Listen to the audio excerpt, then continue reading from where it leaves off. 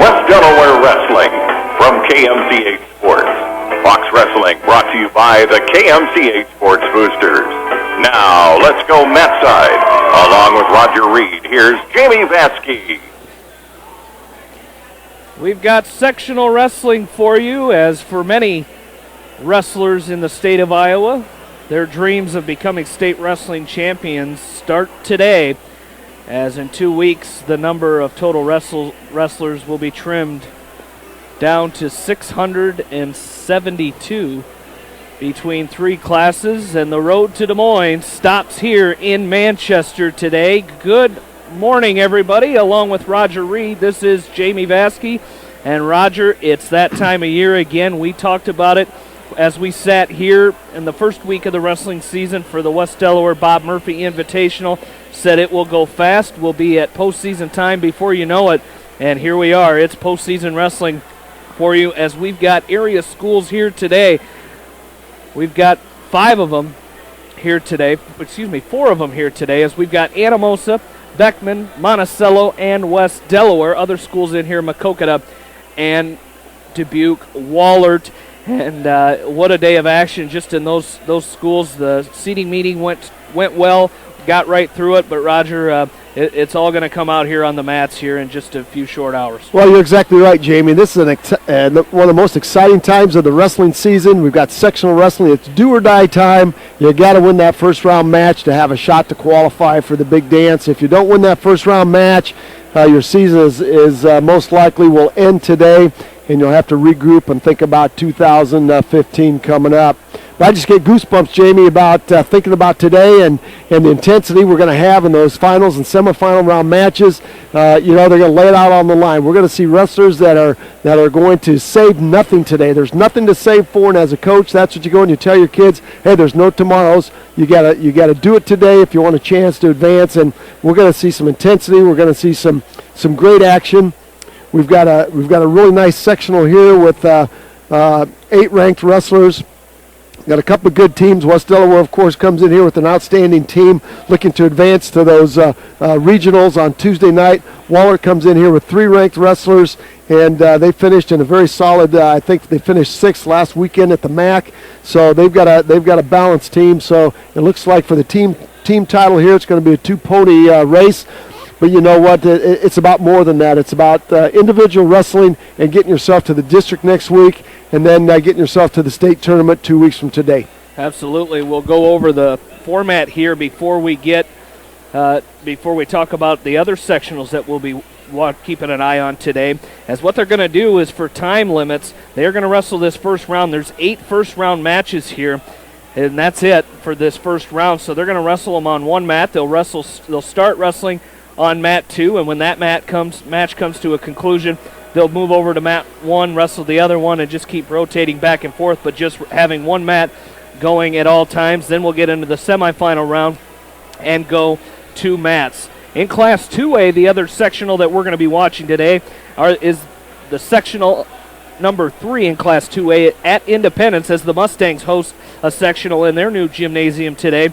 Other schools in that sectional: BCLUW Conrad, Charles City, Columbus Catholic Waterloo, Denver Tripola, and Gladbrook Rhinebeck. And that sectional will meet up with the sectional at Crestwood, sectional number 4, as that'll be Crestwood, New Hampton, North Fayette, Valley, Owine, Osage, and Waukon.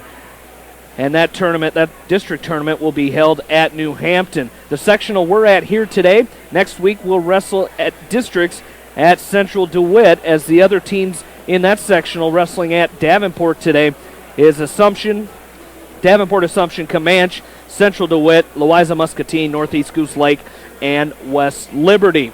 In Class 1A, we've got 2 area sectionals, not too far from here actually, as Starmont hosting sectional 11 in Class 1A today, as the Stars will be hosting Central Elkader, East Buchanan, Edgewood, Colesburg, Jessup, MFL Marmac, Postville, and of course the host Stars up there. At Maquoketa Valley today, Class 1A Sectional 12, we've got Alburnett, Bellevue, Cascade, Central City, Clayton Ridge, Maquoketa Valley, and Northwind. That district tournament will be next Saturday at Jessup. So a lot of area wrestlers going at it today here, Roger, and you know what? It's that time of year. We hope the best for all our area wrestlers, as we're going to keep an eye on that through track wrestling today, as all those sectionals are on track wrestling. We will keep an eye on that and let you know how our area wrestlers do, as a lot of good wrestling in eastern Iowa today.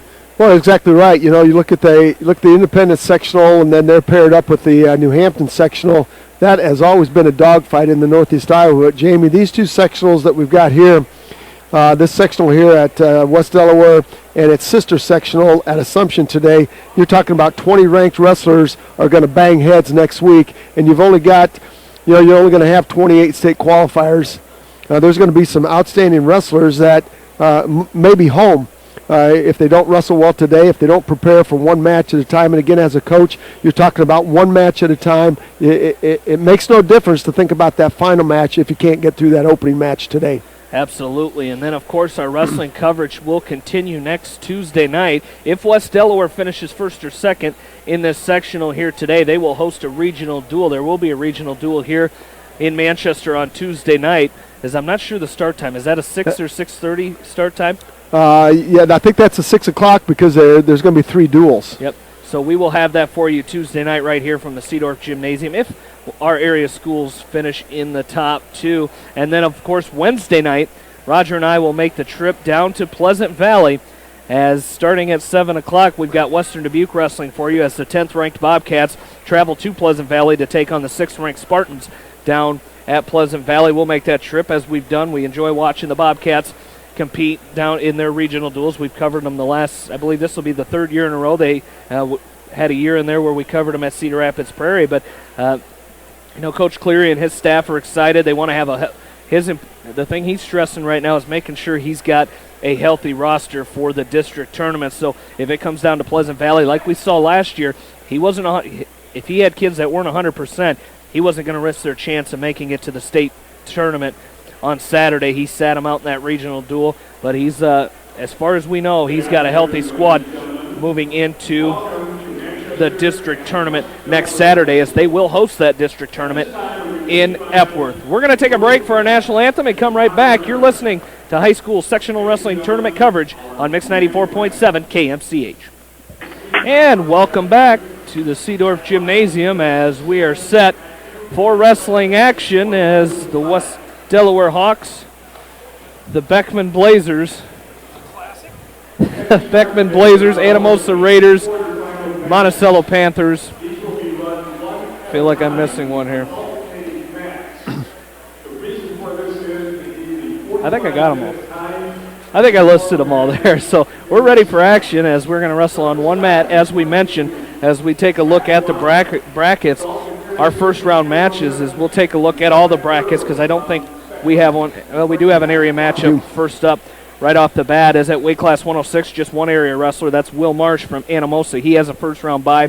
He'll take on Lucas Davison from Maquoketa in the semifinal round. Weight class 113, Patrick Woods of West Delaware, defending state champ for the Hawks, ranked number 2 now after that loss last week against Brock Rappin from Center Point Urbana. He has a first round bye. He will take on the winner of our area matchup that's coming up right now, as that's Dalton Erickson from Anamosa and Brad Ertl from Beckman. Your 3 seed is Anthony Kinley from Monticello. He has a first round bye. He'll take on the 2 seed from Maquoketa, Bo Bowman. Weight class 120, your top seed is Dalton Huseman from Monticello. He has a first round bye. He'll take on Trevor Shady from Maquoketa in the semifinal round. The 2 seed is from West Delaware. That's Logan Riley. He receives a first round bye. He will take on Matt Wigington from Dubuque Wahlert. Weight class 126, Sam Phillips, as we have a quick fall over there. That's 18-second fall there. Jamie. Brad Ertl from Beckman used a single leg takedown and then a butcher to pin Dalton Erickson. Erickson comes in at 0-3. So Ertl advanced with an 18-second fall, and he'll take on Patrick Woods there in that semifinal. Erickson's day is done. His season is done. There are only 5 wrestlers there, Jamie. There'll be no matches on that backside. So Dalton Erickson, the freshman from Anamosa, will be a 10-minute break. But after that, we'll be ready to go right into the semifinals. And then after the semifinals, then they'll do the backside. And then there'll be time for some championship matches. They will wrestle the first and second, third and fourth place matches simultaneously to see if there's any wrestlebacks. And Jamie, you haven't talked about it yet, but this is a wrestleback for a true second today. And the way that goes, if you end up third place here, winning your consolation match, and you were beaten by the champion, then you've got an opportunity for a wrestleback on the runner-up. So it's a wrestleback for a true second here at the sectional tournament today, and it'll be the same way next week in the district. The difference is there's only 4 district qualifiers next week versus 6 sectional qualifiers here today. 8-5 now, another takedown by Himes. And he's going to choose down to start this third period. And he's working on an inside stand-up with hand control. Ehrlich with a lift, trying to lift in return, and Himes will split hands and pick up 1. It's now 9-5. So after a very slow start, Wyatt Himes has kicked it in gear here, and he's scored about 6 good points to about 1 for Ehrlich since that first period. There's a nice outside single, sweep single by Ehrlich. He hasn't gotten up off the mat. He's going to cut across to double. That's going to be a 2-point takedown by Ehrlich. Stand-up attempt by Himes. The referee's looking for locked hands. The ref did have locked hands, so we're going to stop it right there. So it's going to be 1 point for Himes as Ehrlich locked hands. And Ehrlich is going to cut Himes loose, and we're going to finish this last 120 on our feet. Ehrlich has done a nice job on his feet. He just hasn't been able to ride Himes. Ehrlich giving up a little bit of size to Himes here at 126. There's another low single by Ehrlich. Himes tries to go behind, and Ehrlich catches his right leg. I tell you what, he didn't finish it. And Himes cut the corner on him, covered his hips up, and now Himes is working on a cradle. He's got a far side cradle locked up. This might be some near fall points for the sophomore from Anamosa. Saw him wrestle last week at the Womack. Himes with the cradle locked up. And let's see if he can take Ehrlich to his back. He's working hard to take Ehrlich to his back. He's picking up back points right now. Good far side cradle by Himes. Might not get the fall here, but he's certainly picking up some near fall points here. He's going to pick up 3. And if he can keep this locked up for the final 22 seconds, he's going to pick up 3 near fall. He's readjusting. He's trying to get to the fall. Our referee's looking close. Himes readjusting that cradle. Ehrlich trying to fight some hands. And with 10 seconds left to go, our referee's taking a peek down under the mat. Ehrlich still trying to split the hands of Himes. Himes squeezing. He's got his elbows pinched together. He's putting the pressure on Ehrlich, and that's going to do it. 3-point near fall. That's going to be a 16-7 major decision for Wyatt Himes. And that will be Sam Phillips, the top seed at 126. Sam Phillips will take on Wyatt Himes in that semifinal. So Jamie, Himes did a nice job, got himself on the front side of the bracket. Ehrlich's season will finish at 1-24. So again, he'll have to regroup and set his goals for next year. Absolutely, as you mentioned, because there's only 5 wrestlers in this bracket, Ted Ehrlich is done for the day. I'm not, depending on how that team score goes, it's kind of hard to really see. West Delaware's your favorite coming in here. And, we'll have to see if the Hawks can do it, but it's kind of a battle for second place coming in here as we have another area wrestler up on mat. What mat is that? That would be Matt. That'd be our left mat. I don't know if that's mat 1 or mat 2, Jamie. They don't have them numbered, but we're assuming that's going to be mat 1 to our left. Right there on the side there. I think that's mat 1. So mat 1 down there. We've got Sam Dolan from Anamosa taking on Colin Smith from Dubuque Wahlert. And that's Smith from Wahlert with a quick takedown on Dolan. He leads at 2-0 with 1:10 left to go in this first period. Yeah, I said it, Jamie. Dubuque Wahlert coming in here with a nice team. They've got some empty spots, too, in their lineup, as West Delaware will not have a 106-pounder today, as they've wrestled most of the season without a 106-pounder. So Wallert's got a couple of empty spots here, but Wahlert did a nice job at the MAC last week. I believe they were in the top 6, 5th or 6th, I believe, and that's a tough wrestling conference. Cedar Rapids Prairie. In the MVC? Yeah, that was not the MAC, the MVC. Thank you. They finished 5th or 6th last week at the MVC behind Cedar Rapids Prairie and Jefferson and West and Linn-Mar and they were right in there for that 5th or 6th place spot. So they've got a nice team. They've got some outstanding individuals. They come in here with 3 ranked individuals in Class 2A. Tristan Burt is their number 4 ranked 106-pounder. At 160, Andrew Turner is ranked number 10. And at 182, Riley Haskin. He was the MVC champion last week at 182.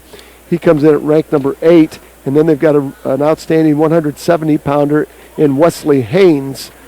He's 33-5, but he is unranked at this point. So they've got a nice team. And, of course, we know about West Delaware coming in here with 4 ranked wrestlers, and but a solid team, tying for that Walmack title last week, and that was outstanding. As we go to the second period here, it's 5-1 after some near fall for Colin Smith from Dubuque-Wahlert over Sam Dolan. Let's take a look at the brackets at sectional number 12 in Class 1A over in Delhi today.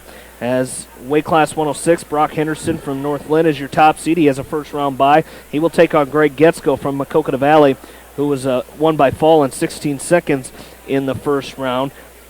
At weight class 113, Carter Klosterman from Maquoketa Valley has a first-round bye. He'll take on Dalton Bell from Northland in the semifinals. Weight class 120, Mason Hermanson from Maquoketa Valley was a Tech Fall winner over Ethan Romidko from Northland in that first round. Hermanson from Maquoketa Valley will now take on Tucker Franklin from Alburnett in the semis. Weight class 126, Jared Coyle from Maquoketa Valley is your top seed. He has a first-round bye. He will take on Kyler Henderson from Northland, who won by fall in 26 seconds in the first round. Weight class 132, Zach Cornell from Maquoketa Valley is your 4 seed. He will take on Cole Wagner from Bellevue in the first round. Levi Hinton from Northland was defeated in the first round by Seth Schlotterbeck from Central City in the first round, so Hinton will go to the backside and go for hopefully go for 5th place. Weight class 138, Garrett Mathis from Northland has a first-round bye. He's your 2 seed. He'll take on Aaron Beckley from Bellevue. Weight class 145, Ethan Roush from Northland was a first-round loser by fall to Corey Boots from Central City. From Central City, he will go to the backside and wrestle for 5th and 6th. Dylan Wright from Maquoketa Valley is taking on Trevor Hine from Clayton Ridge in round number 1. Weight class 152, Trevor Koopman from Maquoketa Valley has a first-round bye. He'll take on the winner of Cody Olson from Bellevue and Jared Gerner from Clayton Ridge. On the bottom side, Dakota Lapata from Northland has a first-round bye. He'll take on the winner, Drake Halbum from Alburnett, and Brian Baldwin from Cascade Western Dubuque. Cascade, that's right. The Cougars. Cascade, there you go. Yeah. Weight class 160, Steve Huber from Maquoketa Valley is your top seed. He has a first-round bye. Take on the winner of Jace Michaels from Bellevue and Sam Jensen from Clayton Ridge. Jacob Rawson from Northland is your 3 seed. He has a first-round bye. He'll take on Tanner Hoyer from Alburnett. Weight class 170, Alec McDowell from Maquoketa Valley is your 2 seed. He has a first-round bye. He'll take on Mason Lyons from Bellevue in the semifinals. Weight class 182, Jordy Downs from Maquoketa Valley is your 4 seed. He will have a first-round match against Logan Smith from Cascade, and that is all. He's our only area wrestler at weight class 182. 195, Eric Himes from Maquoketa Valley will have a first-round bye. He'll take on Colton Wood from Alburnett in the semifinals. Weight class 220, Ryan Parmalee of Maquoketa Valley has a first-round bye. He'll take on the winner of Kane McEnany from Northland, and Colin Stillmonk is from Bellevue. At heavyweight, Tyler Yankovic, 3 heavyweights there at that sectional. Tyler Yankovic from Maquoketa Valley has a first and second round bye. He is in the championship match. He'll take on the winner of DJ Cole from Alburnett and Kyler Schott from Maquoketa Valley. As we take a look at that match, 8-2 is our score in favor of Colin Smith from Dubuque-Wahlert, and over Sam Dolan from Anamosa. As we take a look quickly here, we'll bring up our Class 1A sectional from Starmont today.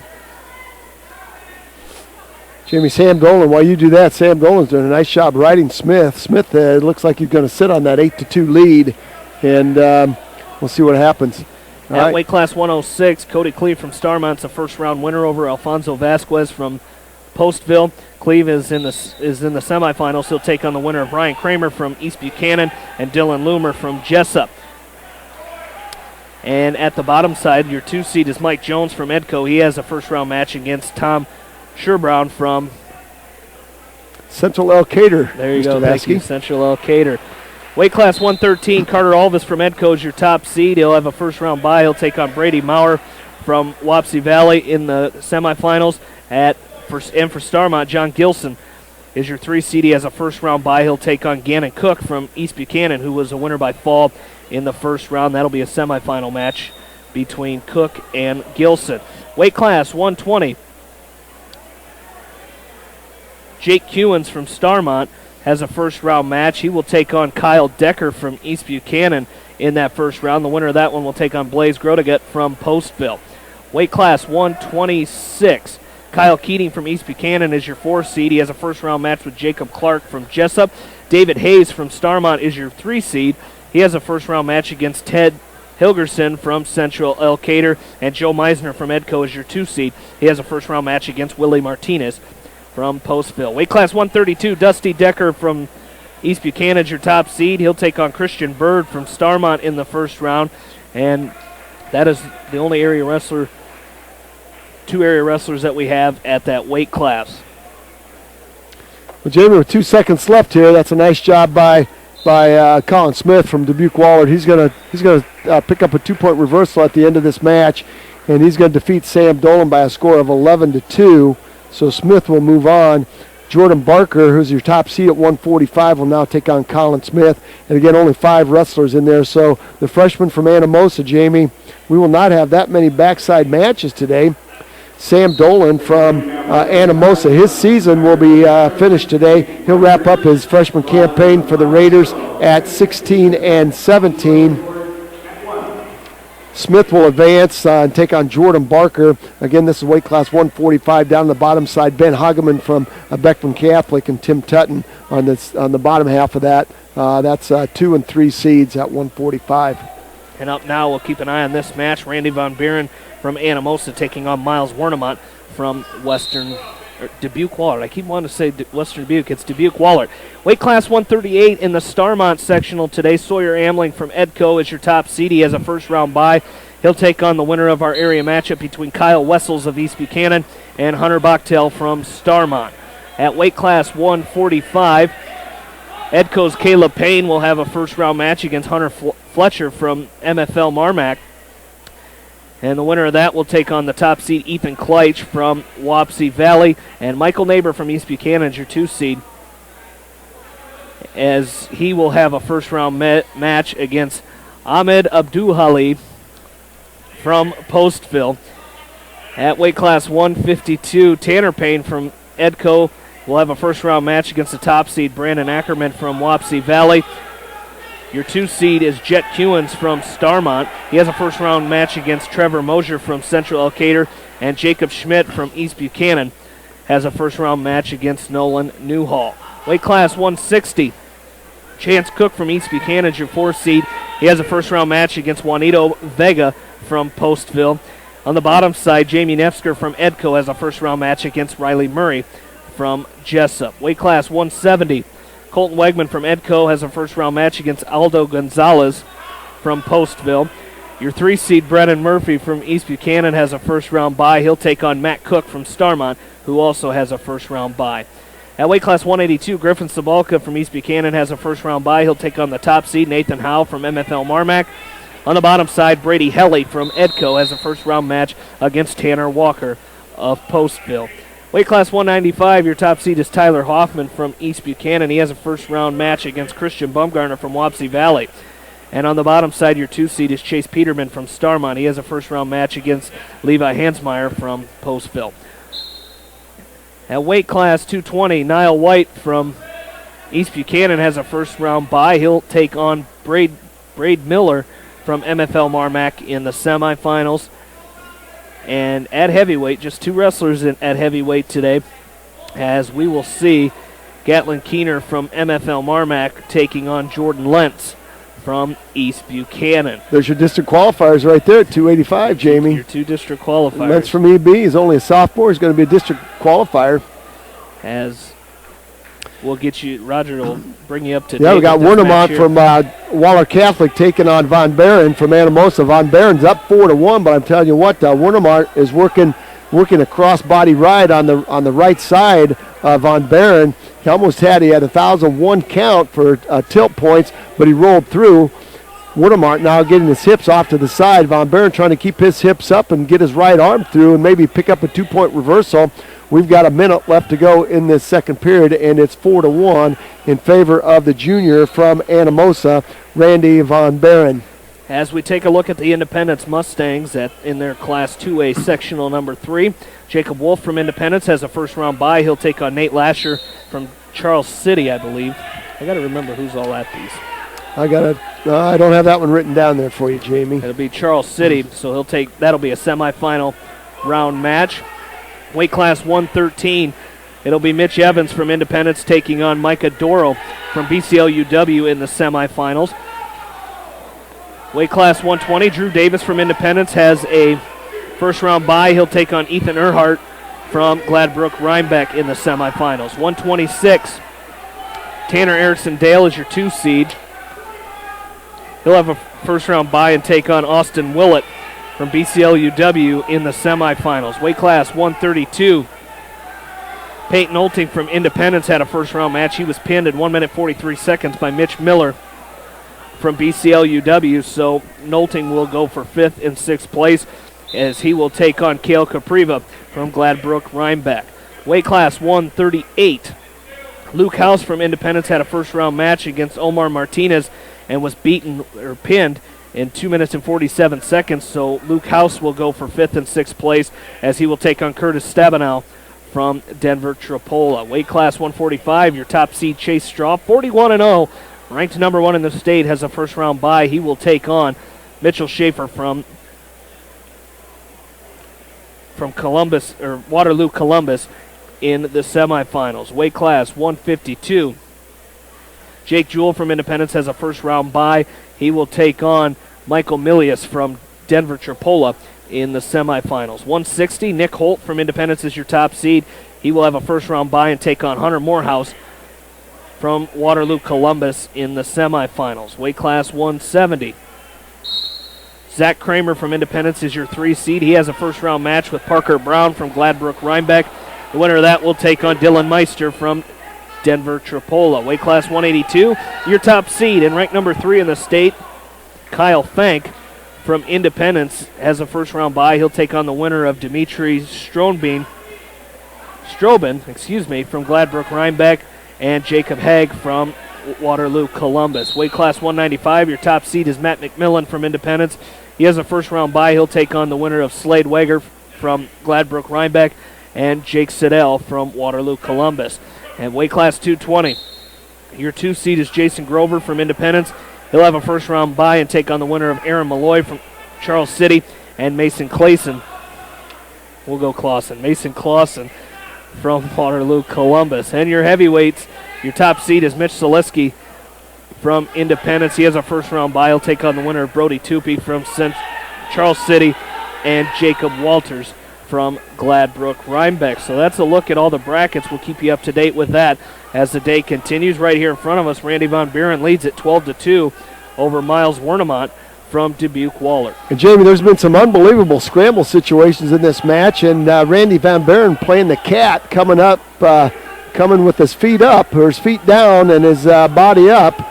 There's a nice reversal now by Wernemont. He picks up 2 and he slaps across body right in on the right side of Van Buren. Now Van Buren with his hips up has Wernemont posted. There's a power half Nelson by Wernemont. Wernemont got his hips way down on the mat. And now Von Buren's doing a nice job kicking that leg free. Von Buren's going to escape, making the score 13-4 with 25 seconds left to go. And Wernemont's going to try to load up a throw on Von Buren. Von Buren does the right thing, shoots a low single on Wernemont. Let's see if he can score out of this 13 seconds left to go. He's going to go to the head of Wernemont, pick up a 2-point takedown off of it. So now it's 15-4 off that 2-point takedown. So Von Buren will advance with a 15-4 major decision. And Jamie, that's exactly what we talked about. There's Miles Wernemont with nothing to lose out there. He's throwing caution to the wind. But again, when you do that, you run the risk of getting yourself in bad position to try to score some points. And there's a fine line between letting it all go and not giving up big points to try to score points. Absolutely. And, that's, Coach Voss talked about that early in the season. If you're in a tournament, especially early in the season, take a risk that you normally wouldn't take. Take that risk. Take that shot. Do the last-minute desperation stuff. See what works for you and see what you could use in a situation that you would need it. That's exactly right, and we're going to see some of that. We've seen a little bit of it today. We've got a very interesting match up here at 152. This is Trent Aitchison from Monticello. He's 9-10, taking on Nick Reinert from Beckman Catholic, and Reinert comes in at 22-26. Aitchison is 9-10, and boy, just a very interesting first-round match. The winner will take on your number 2 seed Max Ridenour from West Delaware. So Ridenour watching this match very closely to see who he will take on. Reinert is very, very snake-like with his approach. He's long, he's lean, he's got some long levers, and he uses those levers to advantage. He was in on a low single right there, and as he tried to cut the corner, Aitchison's knee was bent out past 90 degrees, so our referee jumped right on that call, potentially dangerous. So we're back to neutral here with 58 seconds left to go. Aitchison, a very good freshman, only 19 matches. He's had some injuries, but his coach from Ryan Lewensman from Monticello said he's healthy, he's ready to go, and we're going to see what the young freshman can do. Nice single by Reinert in deep, and a nice down block by Aitchison with a whizzer. He's got that whizzer in on the left side of Reinert. Aitchison appears to be just a little bit stronger than Reinert here, only a junior, Aitchison, and he pulls Reinert up out of that single. We're going to go back to neutral here. Well, we saw in that first little go that they had, Aitchison, the way he was able to just basically, he took a bad shot, but you said it. He looks like he's stronger than Reinert because he was, even with that bad shot, he was able to pull that leg, and they went off the mat. But I tell you what, the strength seems to be being a factor here in this match. That's right, and we'll see what happens. Reinert has wrestled 48 matches. That's a lot of matches. This is his 49th match of the year. Aitchison only coming in. This is his 20th match. So we'll see if that twice as many matches, Jamie, has an effect on Aitchison as this match progresses. It's 0-0 after the first period, and we're going to get a caution on Reinert for starting before the whistle. So I know Lewensman from Monticello was talking this young man up, Aitchison up just a little bit, and said, hey, he's pretty good. So we're going to find out here as this match progresses how good the junior is. Reinert very good on top, but there's a nice escape by Aitchison as he splits the hands of Reinert. So we're going back to neutral with Aitchison picking up the early 1-0 lead. Reinert very lanky and has got some long levers, and Aitchison having trouble right now as Reinert's doing a nice job keeping his hands on him.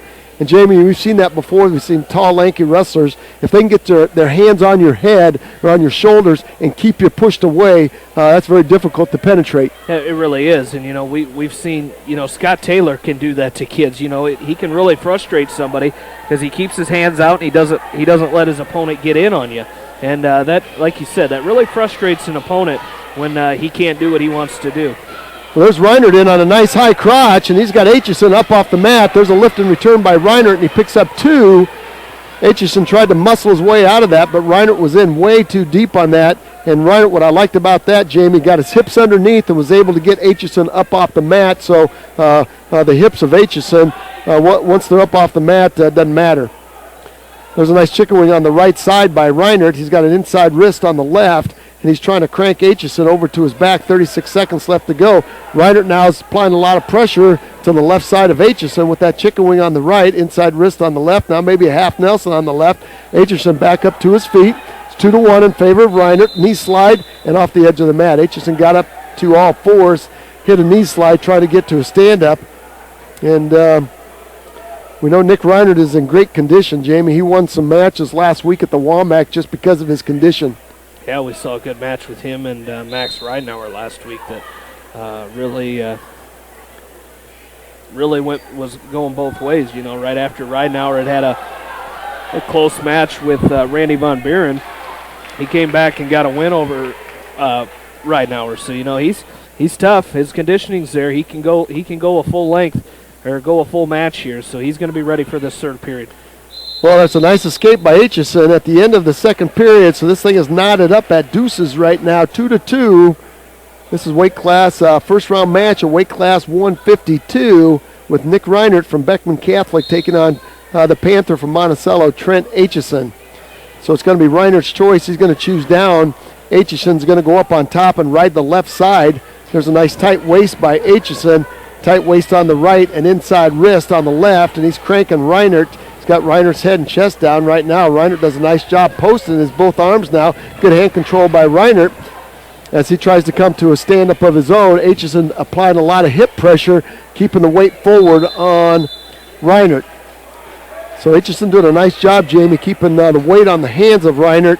Reinert working his way to the edge of the mat. Aitchison looks a little tired as he gets up from that little scramble on the edge. Well, as we mentioned, he's only 9-10. That's only 19 matches on the season. So he's kind of still getting his legs under him, getting his match shape, or trying to get his match shape in, with just 19 matches. And we don't know when those matches were. If they were early, and now he took a break and couldn't come back. But I tell you what, that's hard when you're wrestling a kid like Reinert. He's had 48 matches on the season, so it makes a difference. Yeah, Reinert is battle tested, and right now he's using that to his advantage. Although Aitchison right now has got a 2-on-1 on Reinert, and Aitchison's going to get called for stalling, just working that 2-on-1 and staying parallel on Reinert, and we will see that today. We've got some officials today that will call stalling. So once you start that ride with that 2-on-1, you got to get off the hips and out to the side with it. There's an inside stand-up by Reinert. He might pick up two here. He turns in and faces Aitchison. Aitchison latches onto the the left leg of Reinert. Reinert with a hard crossface, picking up that left ankle. Reinert's going to pull himself around for a 2-point reversal. And there you have it. Reinert up on top now, 4-2. Here comes that chicken wing back on the right side of Aitchison. And Jamie, if Reinert can keep this pressure on Aitchison's cardiovascular shape and his mat shape, I can tell you what, for today, just has not been there. We'll see if he has a flurry to finish this. But right now, Reinert's got him chest down, belly down. Good spot to be if you're Nick Reinert, the senior from Beckman Catholic, not wanting his senior year to be over. Now we're going to get stalling. We got blood time on somebody. So let's see who that's going to be. That's going to be Aitchison. Has to go over to the blood corner and get that taken care of, as Nick Reinert's going to take a blow. And while he does that, remind you that postseason wrestling on KMCH brought to you by East Buchanan Telephone Co-op, Bob Stephen Motors, Sue's Flower and Garden Center, Hartridge Golf Course, Manchester CarQuest, Heiberger Insurance, and Northeast Iowa Telephone. As we go to the blood corner here, just 12 seconds left to go in this match. It's 4-2.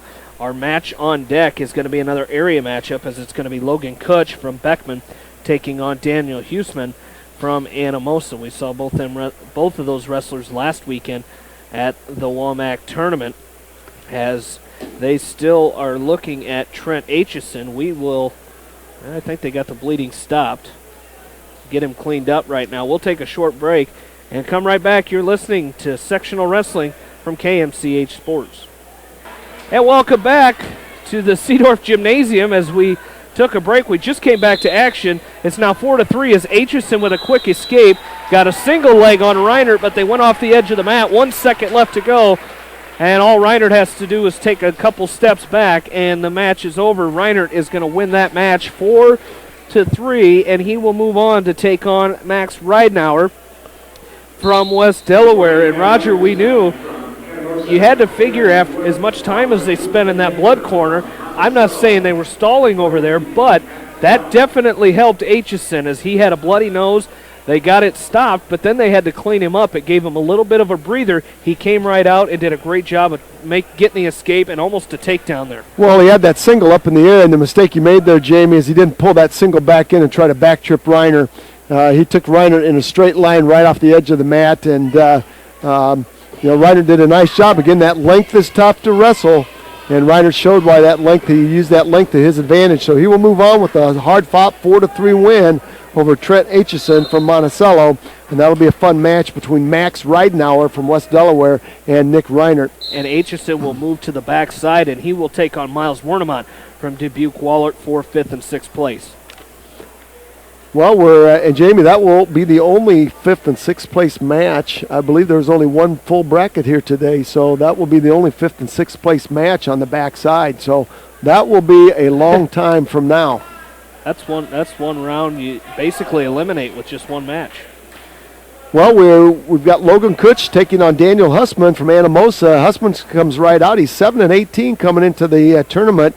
Kutch is 7-32, and Hussman came right out with a solid double on Kutch and took him down. So it's a 2-0 lead for the sophomore from Anamosa.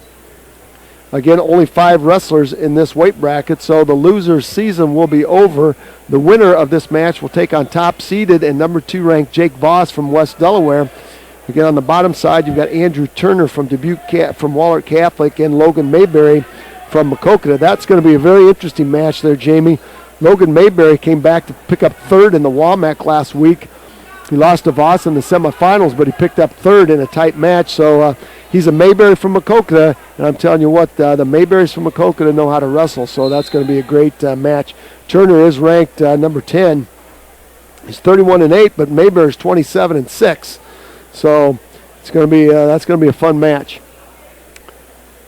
All right, second period is ready to start, and it's going to be Hussman's choice. He's got the red leg band on today. He's going to take neutral again to see if he can pick up another 2-point takedown over the junior Logan Kutch from Beckman Catholic. Again, a lot of collar tie, a lot of retie going on, and this is where Hussman did a nice job last time posting the arms of Kutch and attacking the legs. We'll see if he can do this again. 1:38 left to go in the second period. We'll see if our official down there will get these guys going. He's a good official, state meet official, and he has a tendency to make guys wrestle. 1:20 left to go. Again, not a lot of action. Hussman came right out in that first period and attacked Kutch, and now he's kind of slowed down a little bit. There's a nice snap down by Hussman. He's got a front headlock, and we're going to have headgear. We'll see. There's a nice lockup by Hussman. He's trying to throw Kutch, and Kutch is doing a nice job posting and keeping Hussman off his legs. So again, trying to get into the tournament, trying to keep your season going. 7-32. This is the 40th match of Kutch, and only the 26th match for Hussman.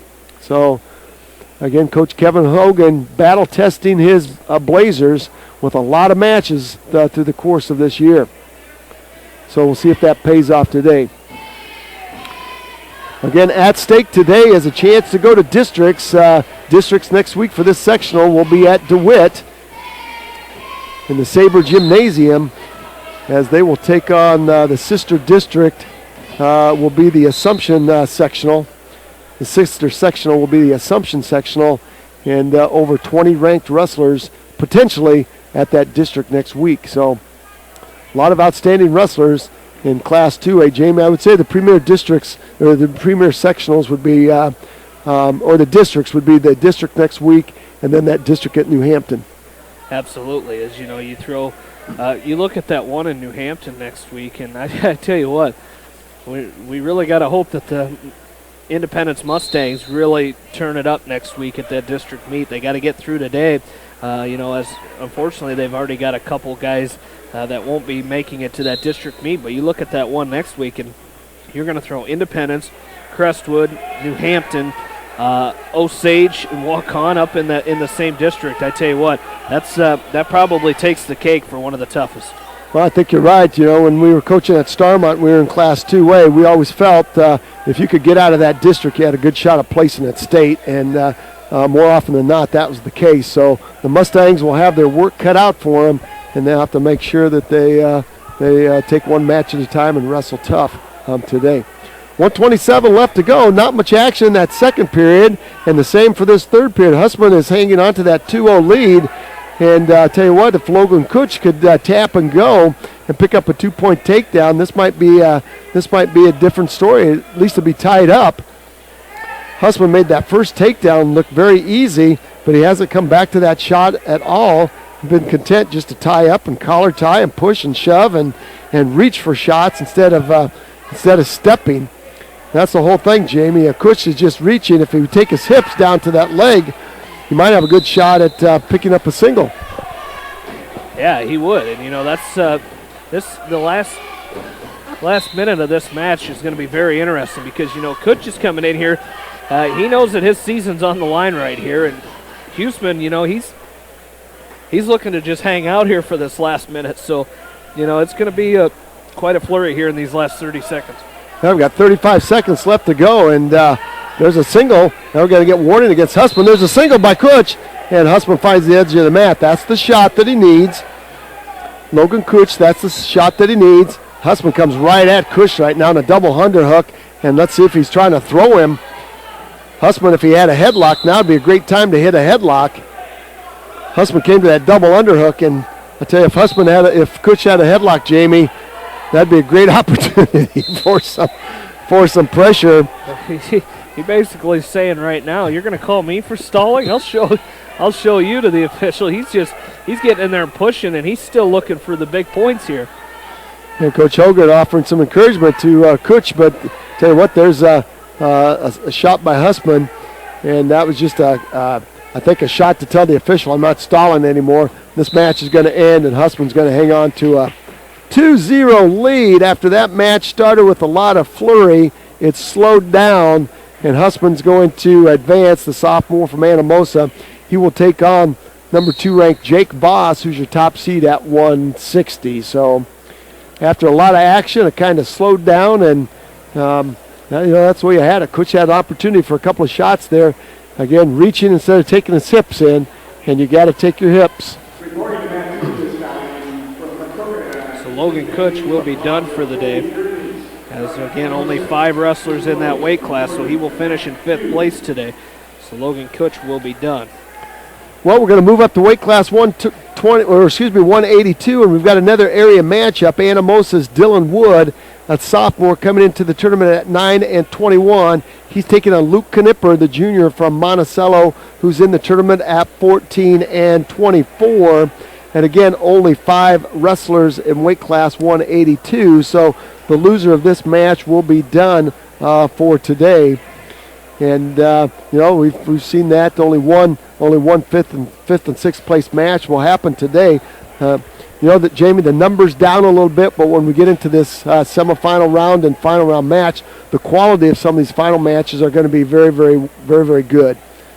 Well, they are, and that's where you're going to start separating, and you hope that you get your best kids to the district tournament is in these next couple rounds, because the good kids, they're going to start coming out. But I tell you what, if you're on the outside looking in here, you're going up against a good opponent. You mentioned it when we took the air. Leave it all out on the mat, and that's what you got to do here in this sectional tournament. Is you've got nothing to lose here if this could be the last time you wrestle all season. So leave it all out there, go for broke, and try to get yourself into that district tournament and beat someone you shouldn't. Especially this match right here, when there's only 5 in your weight bracket, and if you lose, you're done. This is a match where you're going to fight and scrap for 6 minutes. There's a nice takedown by Knipper as he does a snap and spin on Wood on the edge of the mat, cuts the corner, covers up the hips, so he will pick up a 2-point takedown with 8.6 seconds left to go in the first period. There's a whistle to start this out, a switch attempt by Wood, and nicely countered with the tight waist and a chop by Knipper. So we're going to go the second period with Luke Knipper hanging on to a 2-0 lead. And it's going to be Knipper's choice. He's going to defer over to Wood. He's going to choose down. And Jamie, we've talked about that a lot. Your choice that second period is crucial. We saw some last week that deferred and it made huge benefits to some of the West Delaware guys at the Walmack last week, having that choice in the third period. And then we saw something that, you got the momentum going after that first period. You go ahead and score some more points, and you build that lead. Well, that's it. If you're sitting there in a scoreless match, go ahead and defer, because you're going to get that opportunity, like you said, to have your choice in the third if it's still 0-0. But if you got the momentum going your way, you've got a couple takedowns, or you got a takedown and some near fall, come out and build on that lead, take down, get out, and you're back on your feet where you've already got at least one takedown. That's exactly right. Knipper's doing exactly that. He's hit a nice switch there, and he's got Wood on his back. This could be a fall. Wood goes to a high bridge and rolls through, but Knipper's still trying to load up a Butcher to throw Wood back on his back, and that's going to be a 2-point reversal by Knipper. And now he's got a cradle. He's got Wood locked up in a cradle. Let's see if he can get the fall. Wood fights out of the first turn, but Knipper's going to pick up 2, and now Wood rolls off the edge of the mat. That's going to be a 2-point near fall. So Luke Knipper goes up by a score of 6-0 with 49 seconds. And a lot of people here just kind of watching, and the fans are just kind of sitting on their hands right now, waiting for this next round to start, Jamie. The anticipation is just eating them up right now. They're ready for some big time action, and we're going to get it here in just a little bit. As just these first round matches, just 8 of them, is all we have in this first round for this tournament. As at weight class 113, we saw Brad Ertl from Beckman defeat Dalton Erickson from Anamosa. Weight class 220, we didn't have a match. At weight class 126, we saw Wyatt Himes of Anamosa defeat Ted Ehrlich 16-7. At weight class 145, we saw Colin Smith from Dubuque-Wahlert defeat Sam Dolan from Anamosa 11-2. Weight class 152, we had 2 matches. Randy Von Buren from Anamosa defeating Miles Wernemont from Dubuque-Wahlert, and Nick Reinert from Beckman defeating Trent Aitchison from Monticello. And at weight class 160, we saw Daniel Huseman from Anamosa defeat Logan Kutch 2-0. And that brings us to the match where we're at right now with Wood and Knipper. Here we've only got one more left to go. That's going to be at 285 with Colby Tonjes from Anamosa taking on Ethan Manning from Maquoketa. So that will be the match next up after this one. We've got 2 minutes left to go here, and it's a 6-0 lead for Luke Knipper from Monticello over Dylan Wood, the sophomore from Anamosa. Again, Wood coming in at 9-21. This is 31st match of the year, and the 39th match for Knipper from Monticello. So he's stepped on the mat a lot of times also. There's a sit-out turn-in attempt by Knipper, and he latches on to the left leg of Wood, and Wood does a nice job hipping into him. Wood trying to set up a cross-face cradle, and nice hand control by Knipper underneath. Knipper's now is going to sit in. He's going to sit out, turn in on Wood, pick up a 2-point reversal. That was just a sit out, and he just backed into Wood, and Wood had no place to go but underneath. So Knipper will pick up the 2-point reversal. And now a power half Nelson by Knipper on top of Wood. He's got the power half Nelson in on the left side. If he get out to the side and crank it, I think Wood would go to his back. But Wood posts his elbows, looks away from the half, peels it off. And with 51 seconds left, we're going to start again here. Hard crossface by Knipper now on the right side, going from right to left and trying to set up that crossface cradle again. And he's got it locked up. Let's see if this time he can slap Wood to his back. He's got it locked up. Wood doing a good job posting. There's a cross-face cradle by Knipper, and Wood's going to roll out of it, but that's going to be a 2-point near fall by Knipper. He goes up 10-0 now with 24 seconds left to go. All fours now by Wood. Switch attempt by Wood. Nice chop, tight waist by Knipper, and he's going to jam that right arm forward and knock Wood back down to his base. Now chicken wing on the right by Knipper. He's going to drive Wood to his back with 6 seconds left to go in the match. No points here. That's going to be a nice win by Knipper, a 10-0 major. So Knipper will move on, and he will take on Riley Haskin, the top seed from Dubuque-Wahlert, who's 34-5 coming into the tournament. And Dylan Wood's season will conclude here, as there are only 5 wrestlers there. Wood will pick up 5th. He will finish the season at 9-22. So no matches on the backside of weight class 182.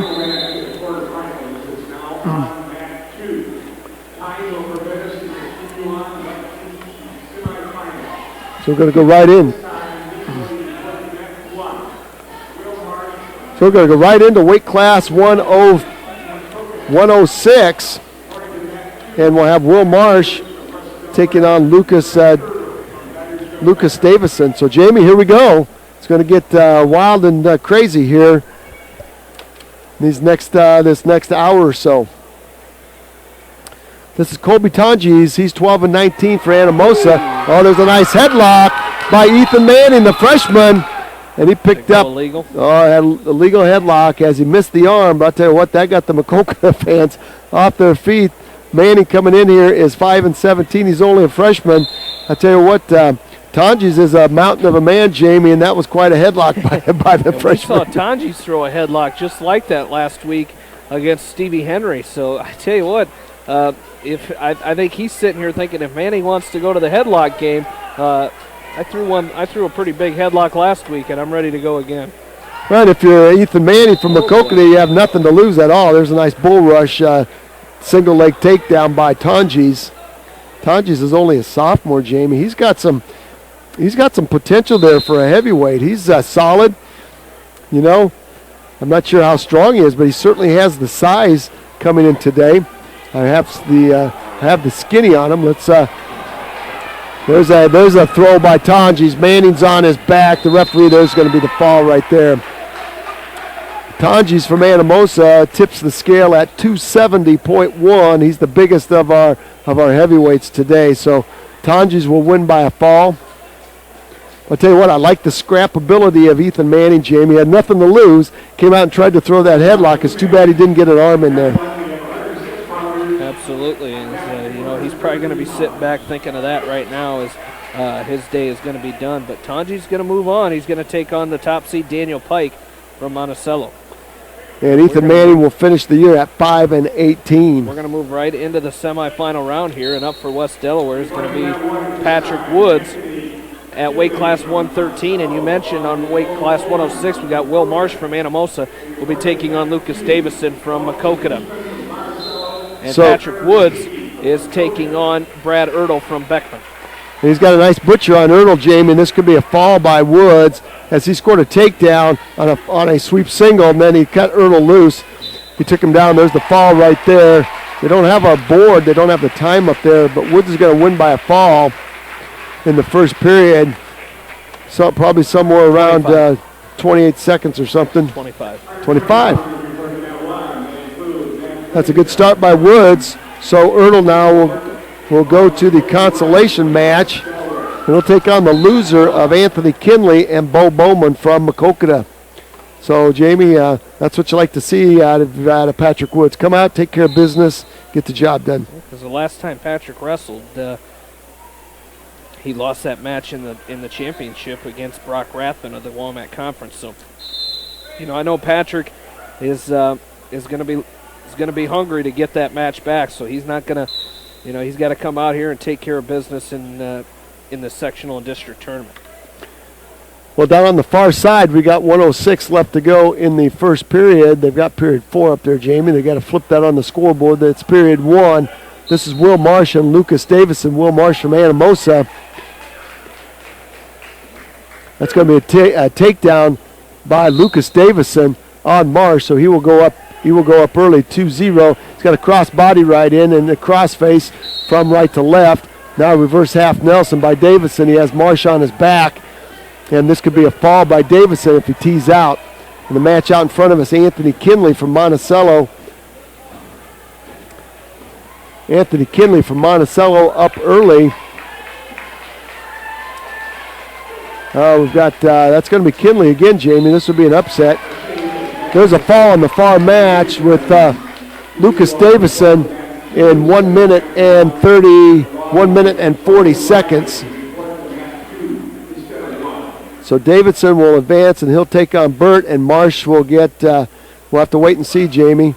There's only 3 106-pounders here today, so Marsh will get thrown to that consolation match, and we'll see if there will be a now wrestle looking back. at this, now we can kind of explain that true second wrestle back, as right now Marsh got beat by Davison. So if Davison gets first place and defeats Tristan Burt from Dubuque Wahlert, then Marsh would have a chance to wrestle back for second place. But if Tristan Burt from Dubuque Wahlert wins that match, because Marsh had already wrestled Davison, Davison would get in and Marsh would finish third. Well, there's a fall, Jamie, by Anthony Kinley from Monticello. Anthony Kinley picking up a fall.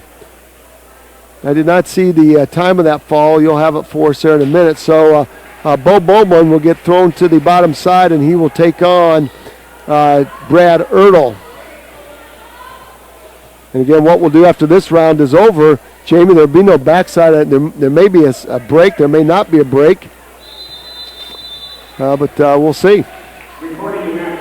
We'll wrestle the finals and the consolation. The third and fourth place matches at the same time. And that'll be determined if there'll be any wrestlebacks. Weight class 120, your top seed Dalton Hussman. He's taking on Trevor Shady from Macokota on the far mat. And the match in front of us, number 2 seeded Logan Riley, is taking on Matt Widgington from Wahlert Catholic. And this is going to be very interesting. Matt Widgington has 41 matches in on the year. Riley with 28 matches. And Widgington's going to pick up a 2-point takedown on Riley, Jamie. So very, very important first-round match for Logan Riley here, taking on Widgington. It really is. And, you got a 19-22 record from Widgington. And you got Logan Riley coming in here 15 and 13. So, really, it's kind of a toss-up match here. And Widgington with a takedown. Now he's got a cross-body right in on Logan Riley. Power half Nelson on the right side. Widgington really cranking the power half Nelson. He's got both legs in right now. The power half Nelson. Riley posts his forehead, keeps his elbows, pulls his elbows back in, takes the power half Nelson off. And now there's a nice short sit by Riley, but he's got to work some hand control as Widgington goes to a tight waist around the on the left side. 1:05 left to go in the first period, and Widgington up. There's a nice knee slide stand up by Riley. He cuts the gap to 2-1 now. So we'll see if Logan Riley can get going here on this scrappy junior from Wahlert Catholic. On the far side, it's a 2-0 lead for Monticello. That's at weight class 120. That's Dalton Hussman. So again, Jamie, this is a huge match for Logan Riley. It looks like you win this thing, you've got a great shot at being a district qualifier. But again, Matt Widgington standing in the way of Logan Riley. Good hand control now by Riley. Underhook down by Widgington. Riley loads up a single shot. Widgington pushes him away, and outside the mat they go, and they've got to circle back in. First period over with Hussman hanging on to a 2-0 lead on Trevor Shady from Macokota. And Shady's coming in here at 1-9, Jamie, a freshman at 1-9.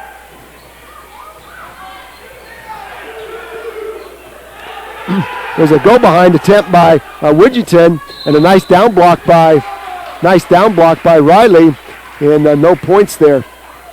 So Jamie, nice counter by. I think that was a little fault kid. He wants to get on a microphone here, Jamie. He was on the loose. All right, Riley's choice is going to go down. 2-1 here. Matt Widgington up down the far side. It's still 2-0 in favor of the top seed Hussman. Hussman is 36-3, Jamie. Shady is only 1-9, but Shady's giving him a good fight. There's a nice stand up by.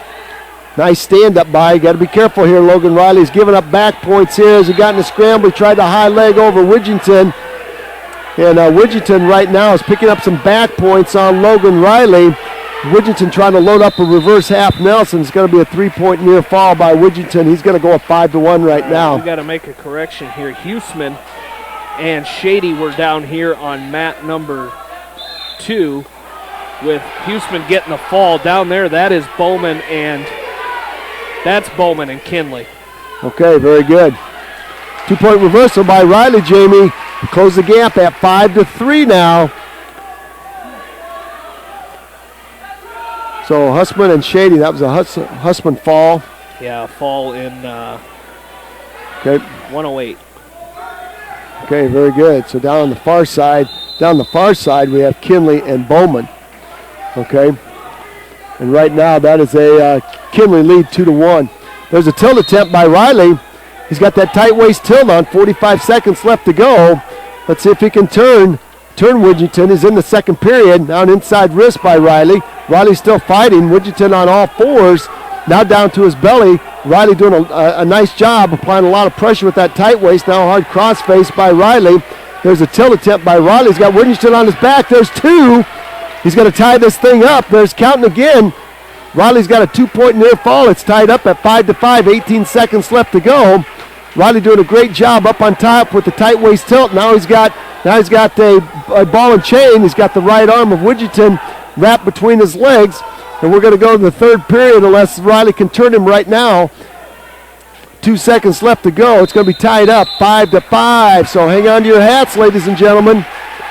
It's going to be Widgington's choice to start the third period, and Widgington's going to go down, and Logan Riley says, you know what, that's okay. Yeah, the way he just got that ball and chain tilt and was able to pick up those near fall points, tie it going into the third period. He's got to break him down and stop that first move, though. A nice job as Widgington tries to come to a stand-up. Now there's a chicken wing by Riley. He's got that wing on the right side. He's got it loaded up. He tried to tilt on Widgington. Widgington now belly down. Riley trying to load up that wing. He's got a nice chicken wing in. Let's see if he can keep it. Now he goes to a bar. Widgington wiggles the bar free. And right back to work. Riley goes on pinning combination. Widgington now up to all fours. A hard tight waist and a chop. Widgington's going to roll Riley through. Maybe Riley's going to end up on top. Not yet, as Widgington's going to roll. It's going to be a 1-point escape by Widgington. 6-5 now. Neutral position. Here we go. Riley looks fresh. Widgington looks a little bit gassed. Let's see if Riley can pick up this 2-point takedown. He's working the head of Riley. Widgington now with the front headlock on Widgington. Widgington with the front headlock. That's going to be a 2-point takedown right there by Riley. Outstanding job there. 2-point takedown on the edge of the mat. 7-5, 7-6 now. 1:06 left to go down on the far side. Kinley and Bowman, and Jamie, that is Kinley and Bowman down on the far side. There's a 1-point escape now by Widgington, tied up now 7-7. Short arm drag by Riley. He pounces on top Widgington off the edge of the mat. Should be 7-7. 7-7. We have it up here as our scorekeeper's going to get that set. 7-7. Here we go. 54 seconds. If you're Logan Riley, boy, you got to find a takedown here that's going to score for you. Riley's working the head of Widgington. Widgington latching on to the wrists of Riley. Riley trying to get heavy. Here comes a front headlock by Widgington. He's going to try to snap Riley down. 39 seconds left to go. Again, that's what we talked about, ladies and gentlemen. You're fighting like crazy. I like Riley's conditioning right now, Jamie. We'll see if he can make a takedown hold up here. Yeah, he's just got 32 seconds left to get something happen. You like that edge of the mat takedown he had before. You just hope he can get in there and make something happen here late in this match. Again, you'd like to win it right here with 24 seconds left to go now. We'll see. There's an elbow pass by Riley. He was in deep with it. Nice job of Widgington backing out. Riley looking for that elbow pass again. 14 seconds left to go. Might have an overtime match here. 9 seconds left to go. Front headlock again by Widgington. There's an ankle pick attempt by Widgington. Widgington trying to hit a go behind on Riley. Riley's going to try to throw him on the edge of the mat, and boy, didn't keep his foot in. Riley hit Widgington with a lateral drop. But couldn't keep the left toe in, so we're going to overtime. Down the far side, it's going to be 8-2. Kinley's going to win that. This is different score. Kinley will win that 8-2. Upset over Bo Bowman from Maquoketa. Overtime match here. Sudden death here. First takedown's going to win this. Logan Riley and Matt Widgington. And this is a huge match if you're West Delaware fighting for the team score. 47 seconds left to go. Elbow pass by Widgington. Riley keeps the pressure on Widgington. There's a single by Riley. Let's see if he can finish it. He's going to step over. Widgington keeps the whizzer. Riley's going to limp arm out of it and score two. 9-7 win by Logan Riley. 9-7 overtime win. And Jamie, that was you could just see the shape of Logan Riley getting a little confidence. He got behind. He was down 5-1 at one time, and he fought back, and he scored 8 8-2. He went on an 8-2 run the second and third periods. What a match. And that's what you got to do. You know, you find yourself down early in a match.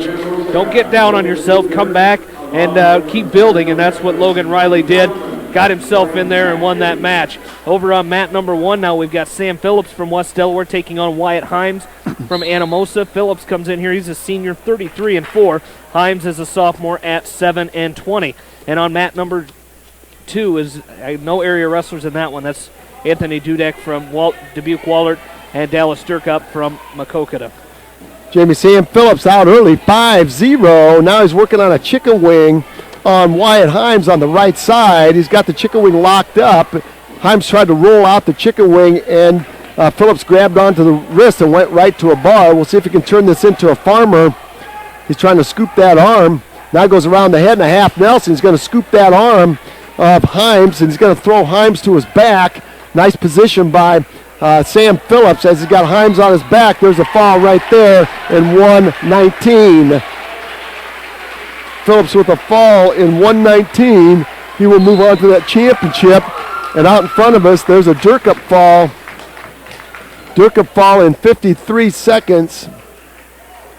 So we saw Phillips and Durkup wrestle last week at the WAMAC with Phillips winning that match. So we'll see it again here today in the finals. That'll be Himes and Dudek at that third and fourth place match at weight class 126.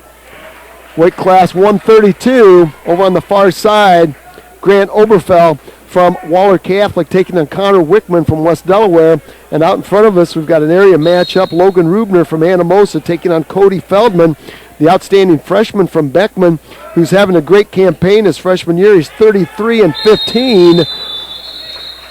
And the sophomore from Anamosa, his 39th match, he's set right at 500 at 19-19. Wickman's got to go to the corner. I think he lost the contact, or he's got to get some assistance. Wickman is up 2-0, courtesy of a very, very nice fireman's carry. No back points off of it. So, Jamie, very exciting at that weight class 120 to start with, and we haven't even got to the finals yet, but we talked about kids wrestling tough to get to the finals. And that's what it takes. Is you talk about Logan Riley and what he just did. He came out here and he got himself down, and there's your chance to you can't make it to state without making it to districts. And you put yourself you can't sit back and think, okay, if I win or if I lose and this kid wins, you can't rely on somebody else to get you a wrestle back and get you into the district tournament. You got to take have your destiny in your own hands, and in order to do that, you have to win, and that's important. So if you get down, don't look at it, oh, I could get a wrestle back. Look at it as I got to get my butt back into this match and come back and win it. Well, and there's a 2-point near fall by Connor Wickman, and a 1-point escape by. That's going to be Oberfell from Waller Catholic. It's going to be 4-1 right now in favor of Connor Wickman.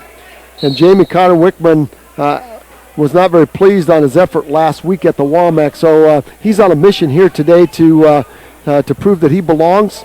And he's out to a good start, a couple of nice takedowns, or one takedown and a nice turn over Oberfell. Oberfell's a freshman at 5-5, so Wickman, if you're Connor Wickman, you just got to come in and get after it.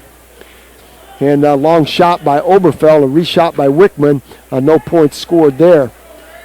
So I just like the calmness as a cucumber that we saw out of Logan Riley, not to get shook there.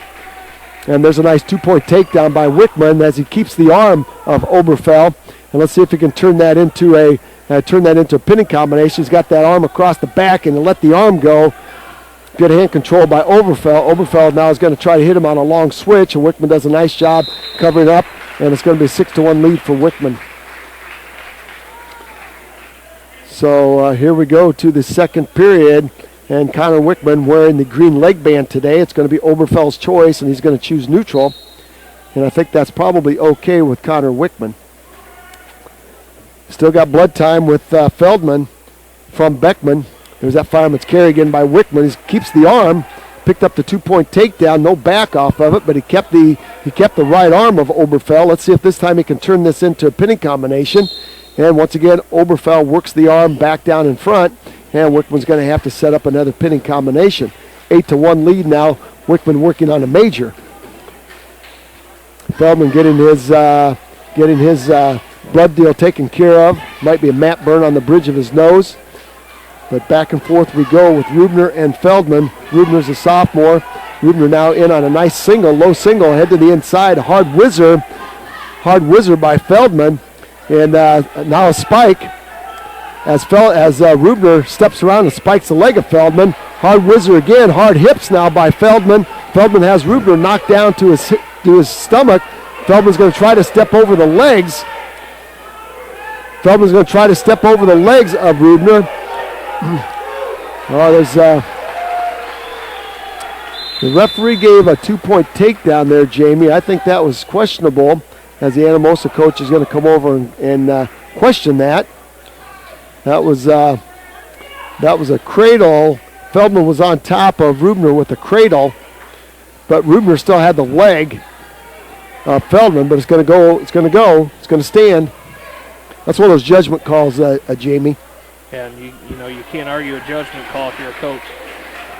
Nice job by Wickman as he tosses Oberfeld to his back. He's got Oberfeld on his back. Let's see if he can get the fall this time.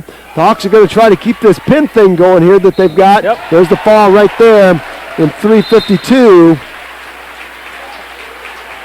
Wickman in 3:52 will advance by a fall. That will throw Oberfeld down. There's a fall by Feldman as Rubner throws a cross body right and gets way too high. Feldman reaches up, grabs the head of Rubner, pulls him underneath, stacks him up, and Feldman will advance by a fall. So we'll see a Wickman-Feldman final at weight class 132. Oberfeld and Rubner will wrestle in that third and fourth place match. There's only 4 wrestlers in there, so we will have no backside matches at all at 132. 138 on the far side. I think we've got Bo Vasky stepping up to the mat here, Jamie. Yep. And he's going over to the side here, and he's going to check. Not sure what's going on. He's putting his warm-ups back on. They called him to the mat, but I'm not sure what's taking place. Bo Vasky's supposed to take on Blaine Walker from Anamosa. Down the far side, Cody Neighbor is wrestling Charlie Smith from Wahlert Catholic. Well, here on Track Wrestling, they have it already that the next match is supposed to be Barker and Smith. So did Vasky win by an injury default? No. Did Walker have a first-round match? No, he didn't. No, Blaine Walker, Jamie, there's only 4. So Bo Vasky's put his T-shirt back on. Maybe they're going to maybe they're going to keep the weights together. Well, they are together. They're both 138. So, not sure what's going on here. We're going to find out. Meantime, Cody Neighbor has a nice chicken wing on the right side of Charlie Smith. And he's got Charlie Smith stacked up. Now he switches over to a double chicken wing. 33 seconds. There's the fall in 127. I'm guessing what they're doing at weight class 145, there was a first-round match with Colin Smith and Sam Dolan. And I'm guessing they're getting close to the time limit.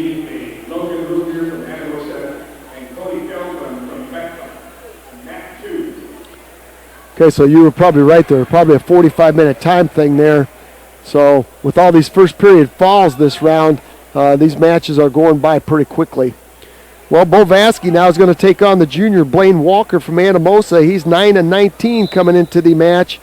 Bo Vasky is 27-12, having an outstanding second half of the season.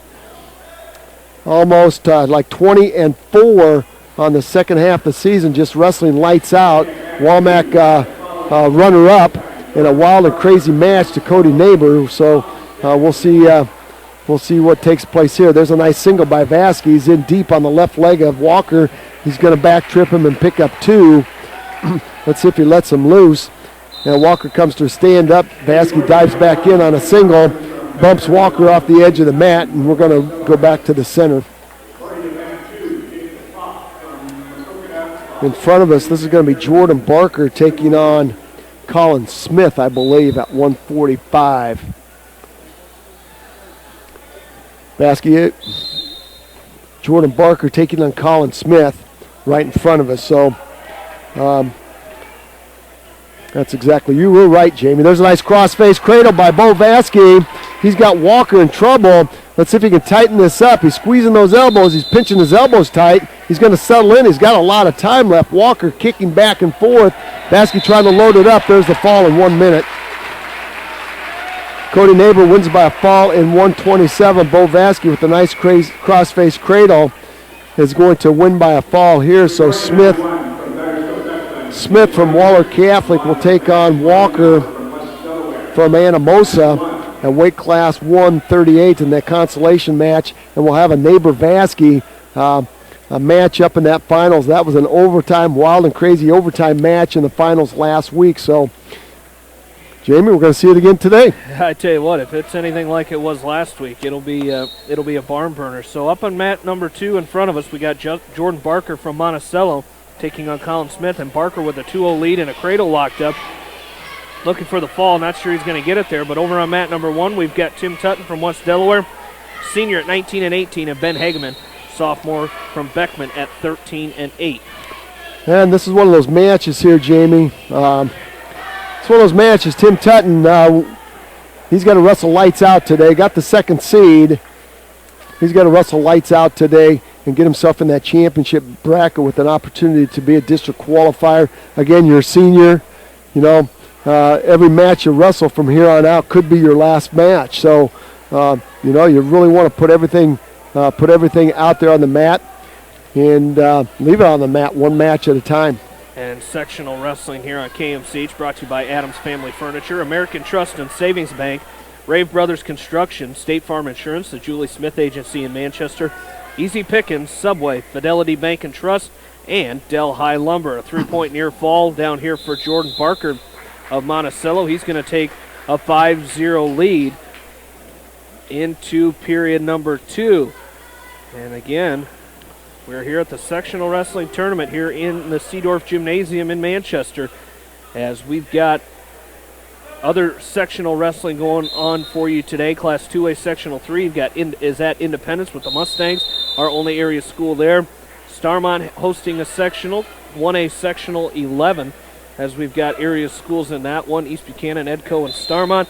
And of course, Macocata Valley hosting a sectional, Class 1A Sectional 12 in Delhi with Macocata Valley and North Lynn, our area schools in there, as well as top-ranked Alburnett over in Delhi today, so we'll be keeping track of that. Jamie Vasky and Roger Reed with you. Along with us is in-studio producer Janelle Tucker keeping us going today. We appreciate that as we are back to action, period number 2. It's a 6-0 lead now for Jordan Barker as he chose down to start the second period. Gets an escape and leads it 6-0 here. Still waiting on Ben Hageman from Beckman as he's got a bloody nose over there. Getting the cotton up his nose and ready to head back out onto the mat. So our only action here is that's going to be a 2-point takedown for Jordan Barker. As Colin Smith kind of looked like he just kind of fell down and gave up that takedown, but Barker will take advantage of that, and he goes up 8-0 now. Now Barker comes into the tournament at 34 and 8. Smith has won 25 matches. He's 25 and 18, both seniors. And Colin Smith seeded number 4, Ben Hageman, with a win over Colin Smith. That was the difference there at that seeding meeting. There's a nice sit-out turn in as Barker gets a little bit high on Smith. And it's going to be 8-1 now with 43 seconds. There's a duck under attempt by Barker, nicely countered by Smith as he squares off Barker. Well, we're back to action down on the far side with Tutton and Hageman, and 1:33 left to go. Tim Tutton would certainly like to score that first takedown on Hageman. Hageman's a sophomore at 13 and 8. Tutton coming in as senior. This is 38th match. He's 19 and 17 or 19 and 18. There's a nice single by Tutton. He's trying to get Hageman's leg off. He's got it up, or leg up in the air. He's got it up in the air. And Hageman, no back trip there by Tutton. And Hageman squares him off. So Tim Tutton with a great opportunity there to score the first takedown. and didn't quite get it. So Tutton's now has got to go to the corner. 1 point escape for Colin Smith of Wahlert, and Jordan Barker from Monticello now leads it 8-1, as it'll be Smith's choice going into the third. He'll choose neutral. 8-1, Jordan Barker from Monticello leads Colin Smith of Dubuque Wahlert. I think Tim Tutton got kicked right in the nose on that clearance by Hageman. So now we got both guys, Jamie, with cotton in the nose. This could be a long match. We're only a minute and 2 seconds into it. So there's a low single now by Barker. Smith draped on top of Barker, trying to counter that shot. Barker can't get his head out from between the legs of Smith. Smith doing a nice job latching on, and we're going to get a stalemate. And we're going back to neutral coming up at weight class 152. We've got Max Ridenauer in a very interesting match, Jamie, from West Delaware area matchup. Max Ridenauer taking on Nick Reinert.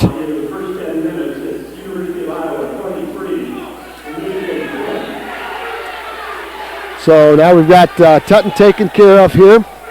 So we've got Hageman taken care of here. So back to action. Hey, Smith has Barker on his back. Smith has Barker on his back, trying to put the double spur in. 54 seconds left to go. Now a headlock finish. Smith goes to a headlock finish, and Jamie Smith made a cardinal mistake. He got off the legs. And if he'd have stayed on the legs, Smith might have had Barker pinned. Once Smith got off the legs, Barker was able to roll out and escape, and it's now 9-8. Referee's going over to the table to take care of it. Meantime, there's a nice single by Tim Tutton. He gets in deep, and that's going to be a 2-point reversal. 2 takedown by Tutton and a 2-point reversal by Hageman. So Tutton got in deep on that single. Now Hageman's going to try to put the legs in on Tutton. He puts the legs in, a power half Nelson on the left side. 11 seconds left to go. Hageman trying to crank Tutton to his back. Tutton has to be very careful there. It's 9-8.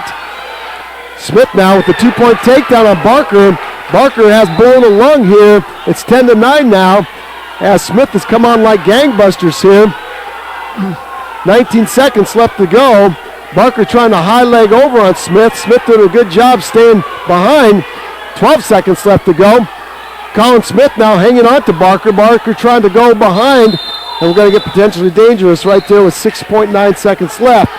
Tim Tutton and Hageman tied up. There's a standing switch attempt by Tutton. He drops in on a single. Nice down block by Hageman. 1:50 left to go there. 6 seconds left to go. Barker's going to try to score a 1-point escape, maybe a 2-point reversal. He's going to try to pull himself around. No points there. Oh, he gave him 2. Referee gave him 2. Referee gave him 2 there. Jamie, if anything, I believe that was 1 or nothing. He gave Barker 2 at the end of the. He gave Barker the 2 as the period ended. And what a match there. What a match by Barker. Barker blew along. And we're going to get unsportsmanlike, and White might be done for the day. I think his teammate over there better watch himself too, or he might be done for the day. Well, back to action we go. I told you, ladies and gentlemen, it was going to get crazy here, and it certainly has. There's a front headlock by Hageman, and Hageman's going to try to dump Tim Tutton to his back. Tutton is up 3-2 right now with 49 seconds left to go in the second period. Now Tutton in on a double. He's got Hageman lifted up, and he takes him down to his back. He's got Hageman on his back. Tutton now has got to tee out. He's got to get his hips down. Reverse half Nelson by Tutton. He's got to tee out, Jamie. Referee looking close there. Tutton reloads that reverse half Nelson. 29 seconds left. Referee down. There's the foul. Tim Tutton will win by a foul there in 3 minutes and 24 seconds. When Tim Tutton wrestles, Jamie, you just never know till it's over. And I tell you what, Tim Tutton, a big sigh of relief after that match. You could just see him take a deep breath after winning that match, and he knows he had an opportunity, and in the past we've seen him lose some of those opportunities, and not get a fall and then end up losing a match. So nice job there by Tim Tutton. And Jamie, what happens there, if they decide to toss Smith out of the tournament for unsportsmanlike conduct today, that would give Tim Tutton the automatic second place and opportunity to qualify for districts. Wow, we don't know. We know there was something taking place. Well, we just don't know what. I'm surprised they didn't go after the teammate of Smith over there, because I heard him telling the official, yelling at the official, and he's just a teammate, just another wrestler. So I don't know what's going to happen there, but I tell you what, there's no need for that. No, there's not. We found out how important sportsmanship was last week and at that WAMAC, and I tell you what. Well, area matchup, interesting matchup. Weight class 152, Max Reidenauer, the outstanding sophomore from West Delaware, taking on the senior Nick Reinert from Beckman Catholic in a rematch of last week. Reinert winning a crazy 4-3 match over Trent Aitchison.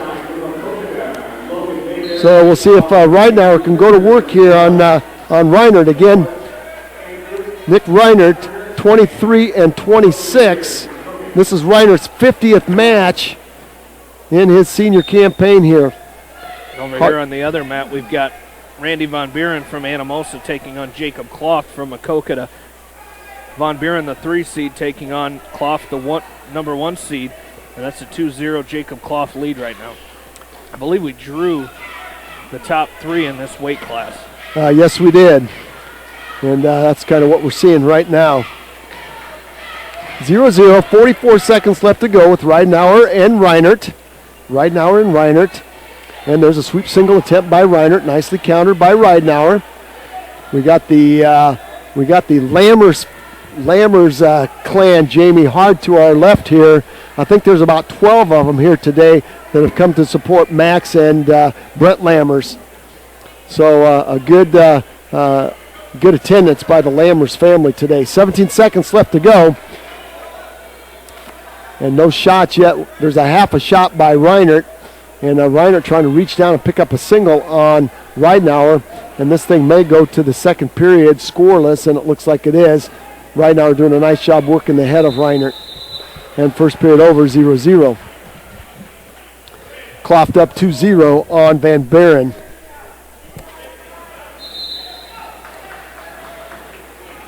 And it's going to be Reinert's choice. He's going to defer over to Reidenauer, and Reidenauer is going to choose down. So here's an opportunity for somebody to score first. And if you're Max Reidenauer, you really got to work some hand control, as Nick Reinert is very good with the cross body.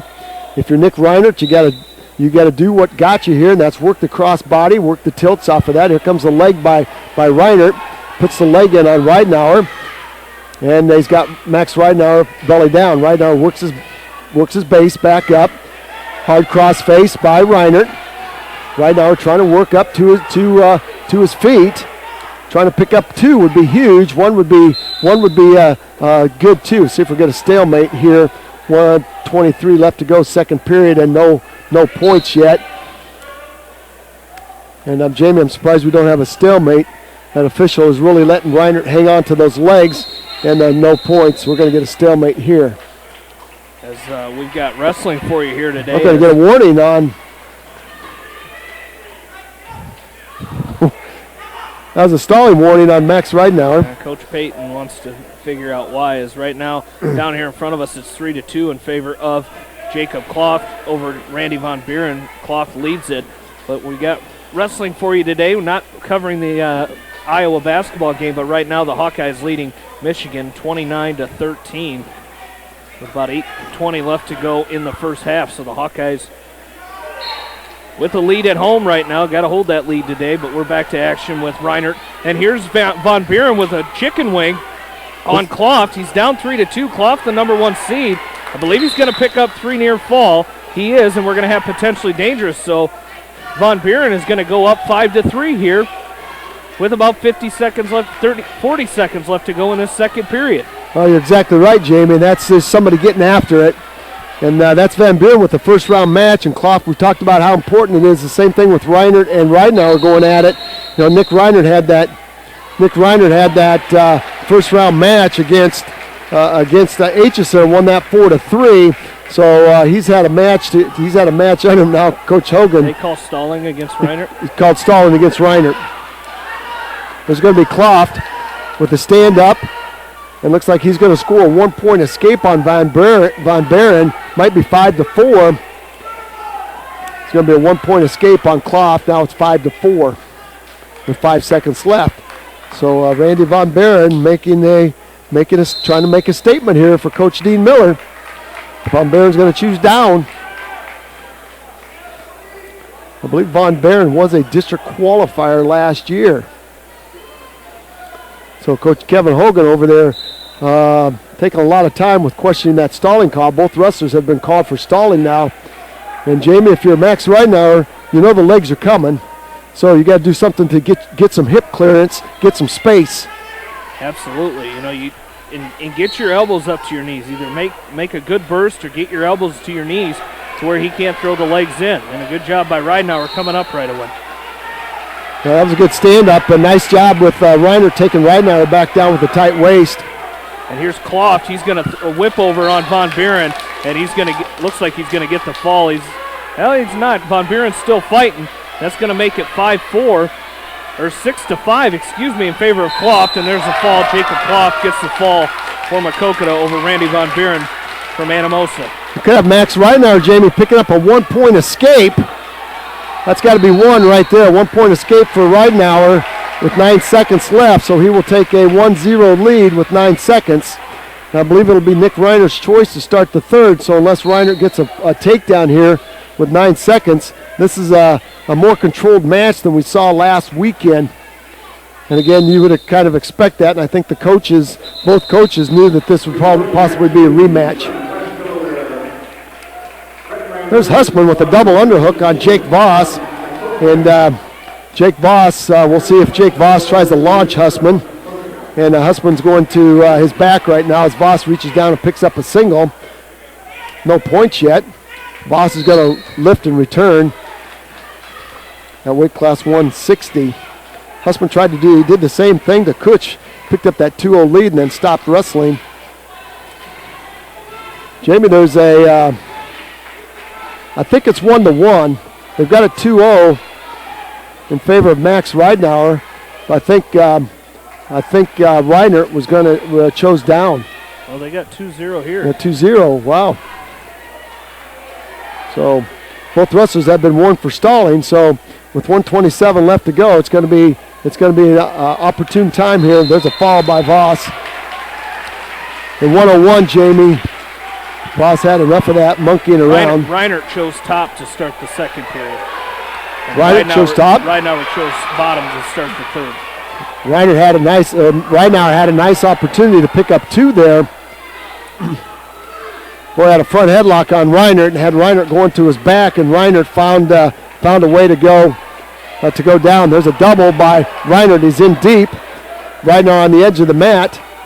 Front headlock now by Reinert. 47 seconds left to go, and off they go. Out in front of us, we have Brent Lammers from West Delaware taking on Justin Zimet. And Ridenour has pinned Zimet before. Lammers. In the duel, so. Lammers. Oh, Lammers, yep. Lammers has pinned Zimet.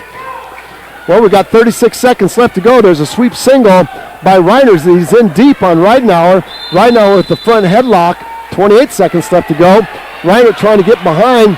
Ridenour has Reinert back in that same position before. Let's see if Ridenour can pick up 2, and he does. Max Ridenour now goes up 4-0 with 14 seconds left to go. So if you're Max Ridenour, you want to pressure down right now. 8 seconds left to go, and Jamie, that's a solid match by Ridenour. And we just don't know what's going to happen. Reinert could get a wrestle back. Ridenour will have to take on Kloft now in that final, but that's just a great win by Ridenour. He gets a payback win over Reinert, and Reinert will go to the backside now.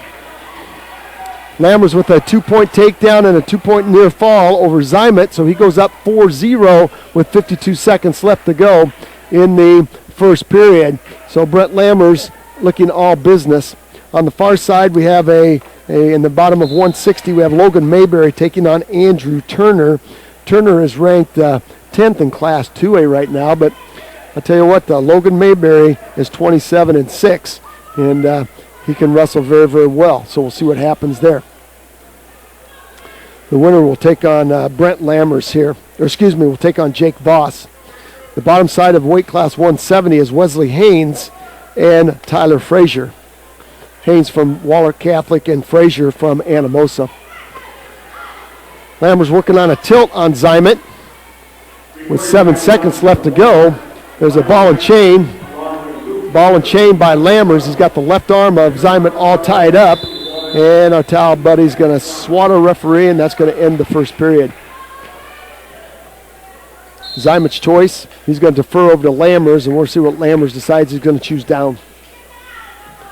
So a good choice there. See if Lammers can score, keep the score, and keep the momentum on his side.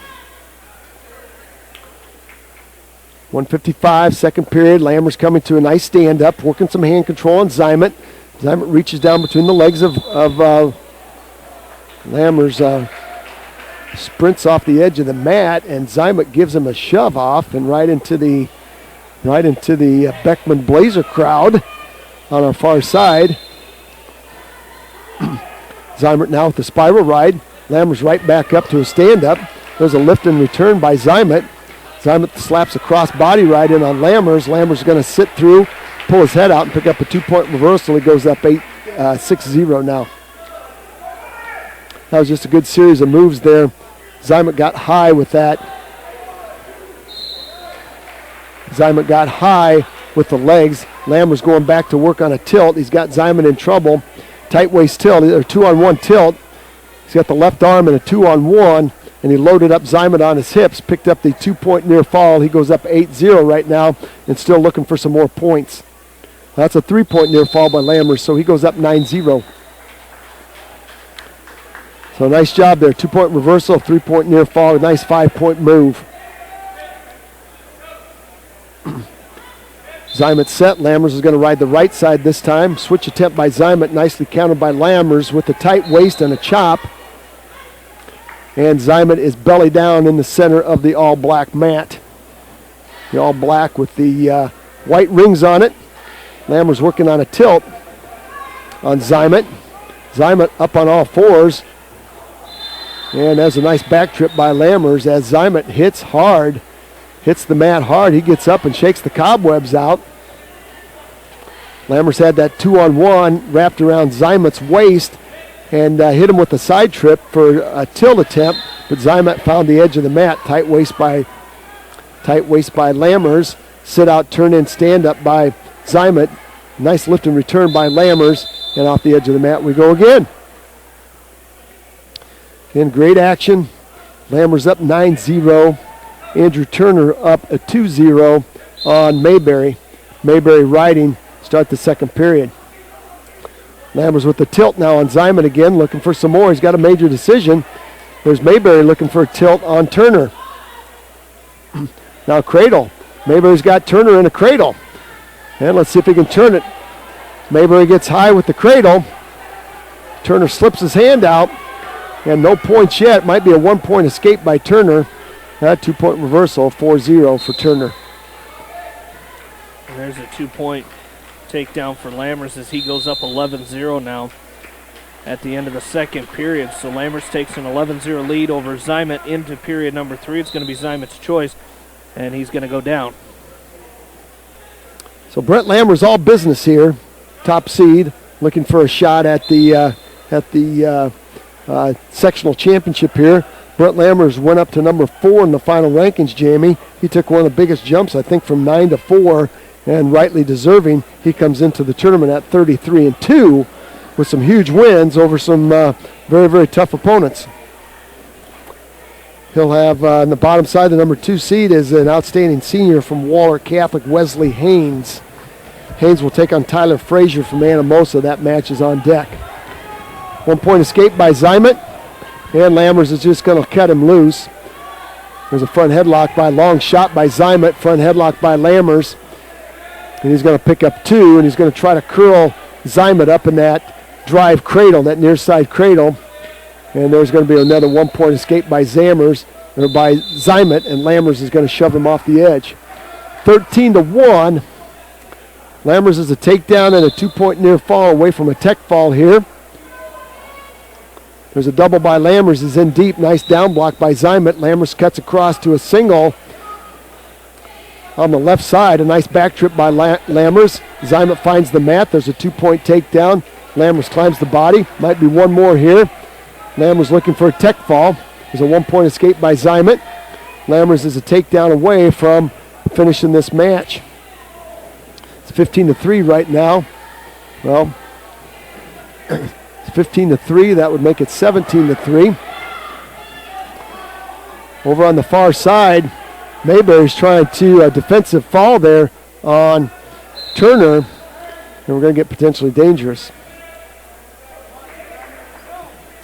20 seconds left to go, and Zymet's going to give Lammers a shove off the edge of the mat one more time, and Lammers goes into the West Delaware crowd.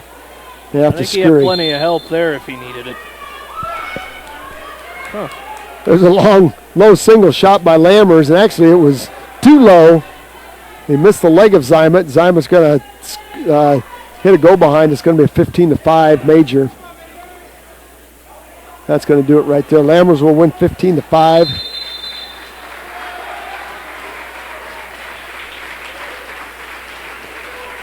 So he will advance.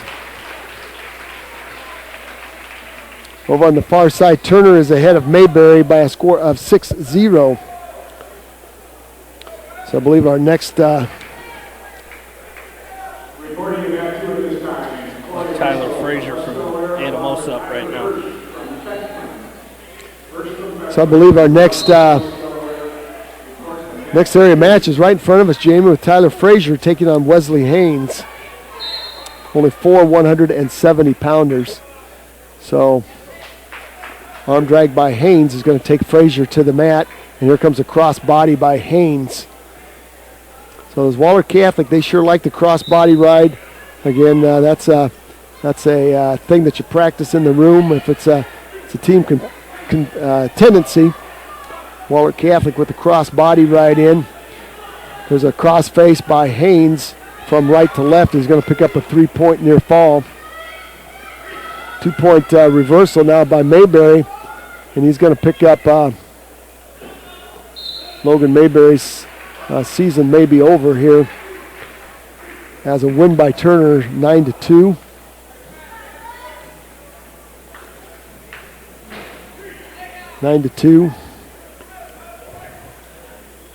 So Turner and Voss will go at it in the finals at 160.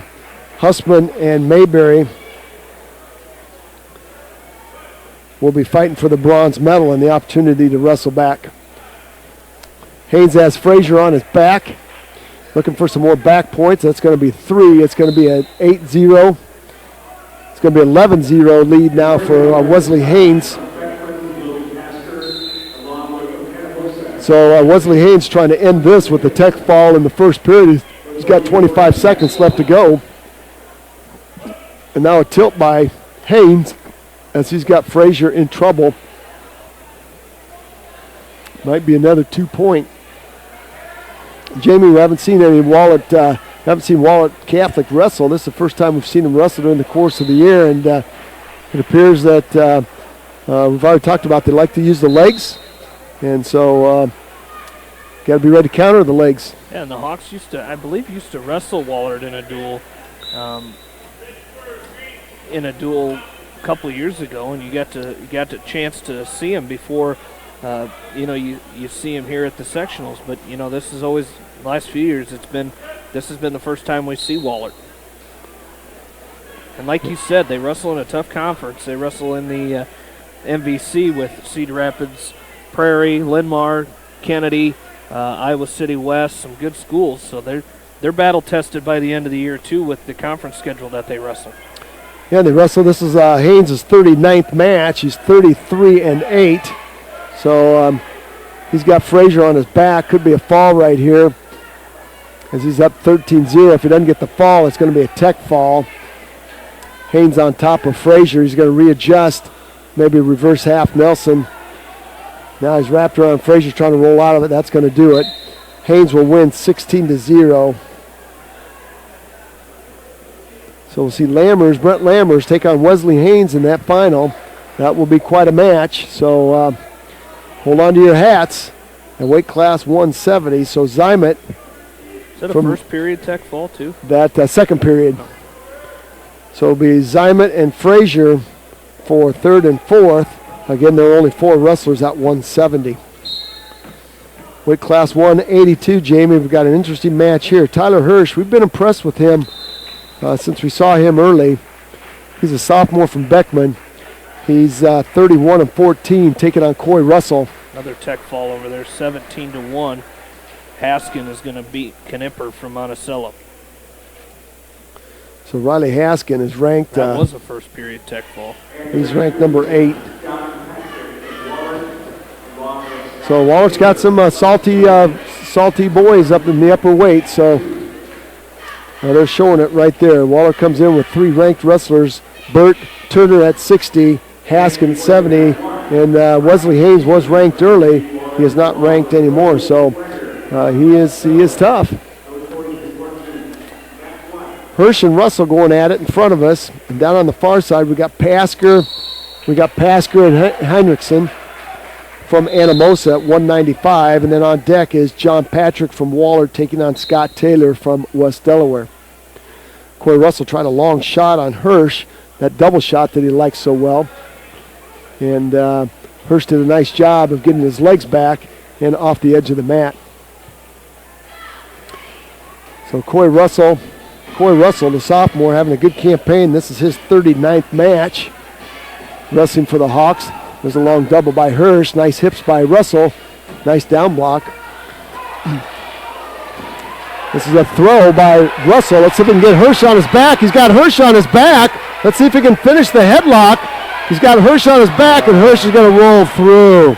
That's going to be 2 and 2 for Russell and a 2 reversal for Hirsch, but it's a 4-2 Russell lead. Well, there's the opportunity, Jamie. You got to feel that coming. Sag your hips if you're Coy Russell. Get your hips down and away. Brace yourself. And if you're Tyler Hirsch, you did a nice job rolling out of it. So good job by both wrestlers right there. But that's going to be a Coy Russell. Nice 4-point move to start. And Hirsch has to go to the blood corner. Down the far side, Pasker and Heinrichsen.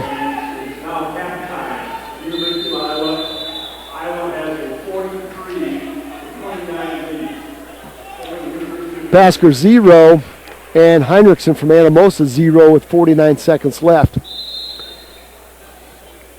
So Hirsch from Beckman, seeded number 2. Tell you what, Jamie, a fall there by Coy Russell would have been huge. You know, you're always wary of something like that happening. But you know, again, we talked about it, sectional wrestling, and how important it is to come out here. Well, it certainly is. And you know, when we get a break here, we will go through the other sectional tournaments as those sectionals in Class 2A at Independence, 1A at Starmont and Maquoketa Valley. So we'll give a complete update here when we get a break in the action here from Manchester. At 106, Will Marsh from Anamosa is in the third place match. He'll await the loser of the championship to see whether or not, as there's only 3 wrestlers in that weight class, whether or not he'll get a wrestle back or not. At 113, Patrick Woods from West Delaware, Anthony Kinley from Monticello will wrestle in the finals. Brad Ertl from Beckman will wrestle in the third and fourth place match, and Dalton Erickson from Anamosa finishes in 5th place today. 120, Dalton Huseman from Monticello, Logan Riley from West Delaware will wrestle in the finals at 120. 126, Sam Phillips from West Delaware in the finals against Dallas Durkup from Maquoketa. Wyatt Himes from Anamosa is in the third and fourth place match, and Ted Ehrlich from Beckman will finish in 5th place today. Weight class 132 will have an area matchup in the finals. Connor Wickman from West Delaware, Cody Feldman from Beckman, Logan Rubner from Anamosa is in the third and fourth place match. Weight class 138, Cody Neighbor from Beckman will take on Bo Vasky from West Delaware in the championship match, and Blaine Walker from Anamosa is in the third and fourth place match. Weight class 145. Jordan Barker from Monticello will take on Timmy Tutton from West Delaware in the finals. Ben Hageman from Beckman will go for wrestle in that third and fourth place match. And Sam Dolan from Anamosa finishes in fifth place. 152. Max Ridenauer from West Delaware will take on Jacob Clough from Makokata in the championship. Randy Von Buren from Anamosa and Nick Reiner from Beckman will wrestle in the third and fourth place match. And Trent Aitchison from Monticello will wrestle for fifth and sixth. At weight class 160, Jake Voss from West Delaware is in the finals against Andrew Turner of Dubuque-Wahlert. Daniel Huseman, from Anamosa is in the third and fourth place match, and Logan Kutch from Beckman will finish in fifth place. At 170, Brent Lammers from West Delaware will take on Wesley Haynes from Dubuque-Wahlert in the finals. Tyler Frazier from Anamosa is in the third and fourth place match. Jamie, down on the far side, hate to interrupt you there, Pasker from Dyersville Beckman with a fall in 2:32 over Heinrichsen. So Pasker will go to the finals, and he will take on the winner of John Patrick and Scott Taylor. That match is on deck in front of us. Down the far side, we have Will Winger at weight class 220. He's taking on top seeded Ryan Seaman from Waller Catholic. So a lot of action going on here. Well, it's 5-2 in front of us as Corey Russell picks up an escape over Hirsch in a wild scramble on the edge of the mat. So this thing is going to go back to our feet. There's an opportunity for Hirsch to score a single as Hirsch dove in on Russell right on the edge of the mat, right on the legs. But Russell, nice hips as he popped those hips into Hirsch, and no points. There's a front headlock now by Russell. Tries to cut the corner on Hirsch, and Hirsch locks him up. Well, Corey Russell now, we saw that before. That's going to be a 2-point takedown by Hirsch as he baited Corey Russell into coming with a double underhook. We saw that happen a couple of weeks ago at the Iowa Wrestling Minnesota. Double underhook by Hirsch. Russell tried to throw him, and Hirsch felt the pressure, and he just elevated Russell to his back. Didn't pick up any back points, but he got the 2-point.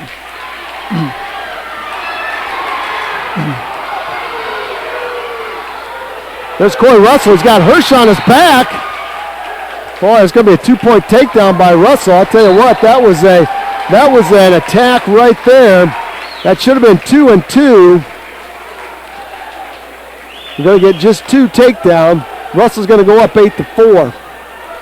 What a match. That's back and forth.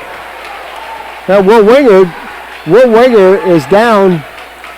Will Winger is up 2-0 on that takedown. There's a switch attempt by Hirsch. Tight waist. We're going to the third period with Russell up by a score of 8-4. Russell now is Hirsch flat. He's got a chicken wing on the left side. Trying to get an inside wrist on the right. He's got it. You got to be careful here as Hirsch kind of waits for that pressure. Russell's going to stack Hirsch up. He's got Hirsch going to his back. He's picking up back points. Now he's going to scoop that arm. There's the fall. Corey Russell with the fall in 4 minutes and 28 seconds. Corey Russell with the fall in 4:28. What a match there by the sophomore from West Delaware. Little payback as Corey Russell gets the job done. And now on the far side, it's a 2-1 Will Winger lead over Ryan Seaman. So I'll tell you what, unbelievable matches here that we've seen. We knew that would happen. We knew that would happen today. There'd be some tough matches in the semifinals, and we're seeing them. Seaman on top of Winger right now, trying to look for a 2-point takedown. He's going to pick it up as Winger had a shot, and he shot down to his hips, and it made it easy for Seaman to cover him up. So a 3-2 lead, or 3-2 deficit for Will Winger with 8 seconds left to go. He might try to score one here with 5 seconds left to go. Winger to his feet. He's going to split the hands of Seaman. Seaman's got his hands locked up, and that's going to do it. Nice series of moves there. Well, in front of us, we've got Scott Taylor taking on John Patrick. It looks like Taylor's got some size here. Let me check out. Looks like Scott Taylor's got a little size on Patrick. And we'll see if that pays dividends. Scott Taylor working a hard collar tie on Patrick. Patrick with a retie on Taylor. Wenger choosing down to start the second period, and he came with the stand-up, and Seaman with a hard chop, tight waist now on Wenger. Wenger's doing a nice job, knee slide, trying to get to his feet. Spiral ride by Seaman has Wenger flat on his stomach one more time. Jamie, the Hawks have yet to lose a match in this semifinal, so having a good round. Seaman now taking Wenger to his back. I'm sorry. That always happens. That was a jinx on me. Wenger sitting on his hip, and Seaman just loaded up that turn on Wenger, and it could be a fall here. Will Wenger trying to get to a high bridge. The referee down looking close there. Wenger trying to bench press him off, and Seaman's going to try to load up that crossface and go chest to chest on Wenger. 57 seconds left. If you're Will Wenger, that's a tough place to be right now. Reverse half Nelson by Seaman. Wenger tried to roll through, and Seaman locked up a reverse half Nelson. That could be a fall, and it is. So Will Wenger is going to lose by a fall. That was a 3-2 match right there, Jamie. Will Wenger in that match, and Seaman will win by a fall. Yeah, so Wenger's going to have to go back, and hopefully he can get a wrestle back. Well, out in the match in front of us. The match in front of us with Scott Taylor from West Delaware taking on John Patrick. It's 0-0. And let's see whose choice it's going to be. It's going to be Patrick's choice. He's going to defer over to Taylor, and Taylor's going to go down. Will Wenger losing that match by fall, so he'll wrestle in that consolation match, that third and fourth place match. There's a nice stand-up by Scott Taylor. Got to his feet. He's working some hand control. He scored one. Well, that was a very nice stand-up by Scott Taylor. Now he's applying a lot of pressure to Patrick. And Patrick gives him a forearm off the edge of the mat. So here we go back to center. Weight class 220, we find Luke Funky taking on Zach Tim from Monticello. Got an area matchup. Scott Taylor and Patrick. And at halftime, the Iowa Hawkeyes lead Michigan 43-29. That's a halftime score, so the Hawks with the lead there. The West Delaware Hawks here in the sectional tournament have a lead in the team score as well. As we'll get those team scores for you here when we have a short break here. Scott Taylor with the front headlock on John Patrick, and Taylor drives him off the edge. Patrick backs off. That was a standing front headlock, and he couldn't quite get his head down to his knees or his ankles and score on that. Funky and Tim from Monticello down on the mat to our left, mat number 1. And that score is 0-0 in the second period. And there's a nice job by Scott Taylor applying a lot of forward pressure to John Patrick. And Patrick is going to bail out there. There's an underhook by Patrick and a collar tie by Taylor. Taylor's giving Patrick inside position off that collar tie, trying to hit a throw by. There's a nice 2-point takedown by Taylor as Patrick comes with a double. I'll tell you what, Scott Taylor is very effective if he can snap and spin on that. And now he's on top with 38 seconds left to go, 3-0.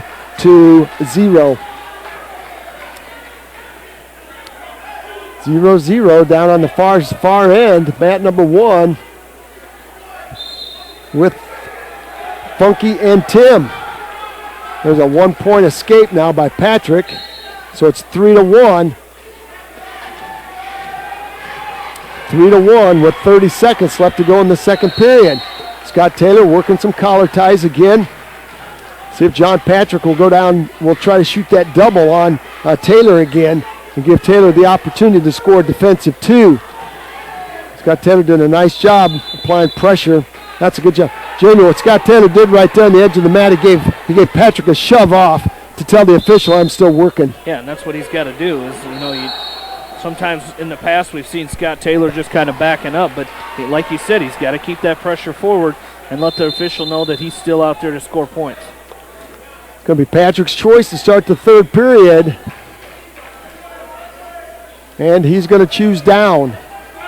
Now one more match coming up here for West Delaware at 285. That's going to be Richie Hevron in quite a match taking on Colton Leak.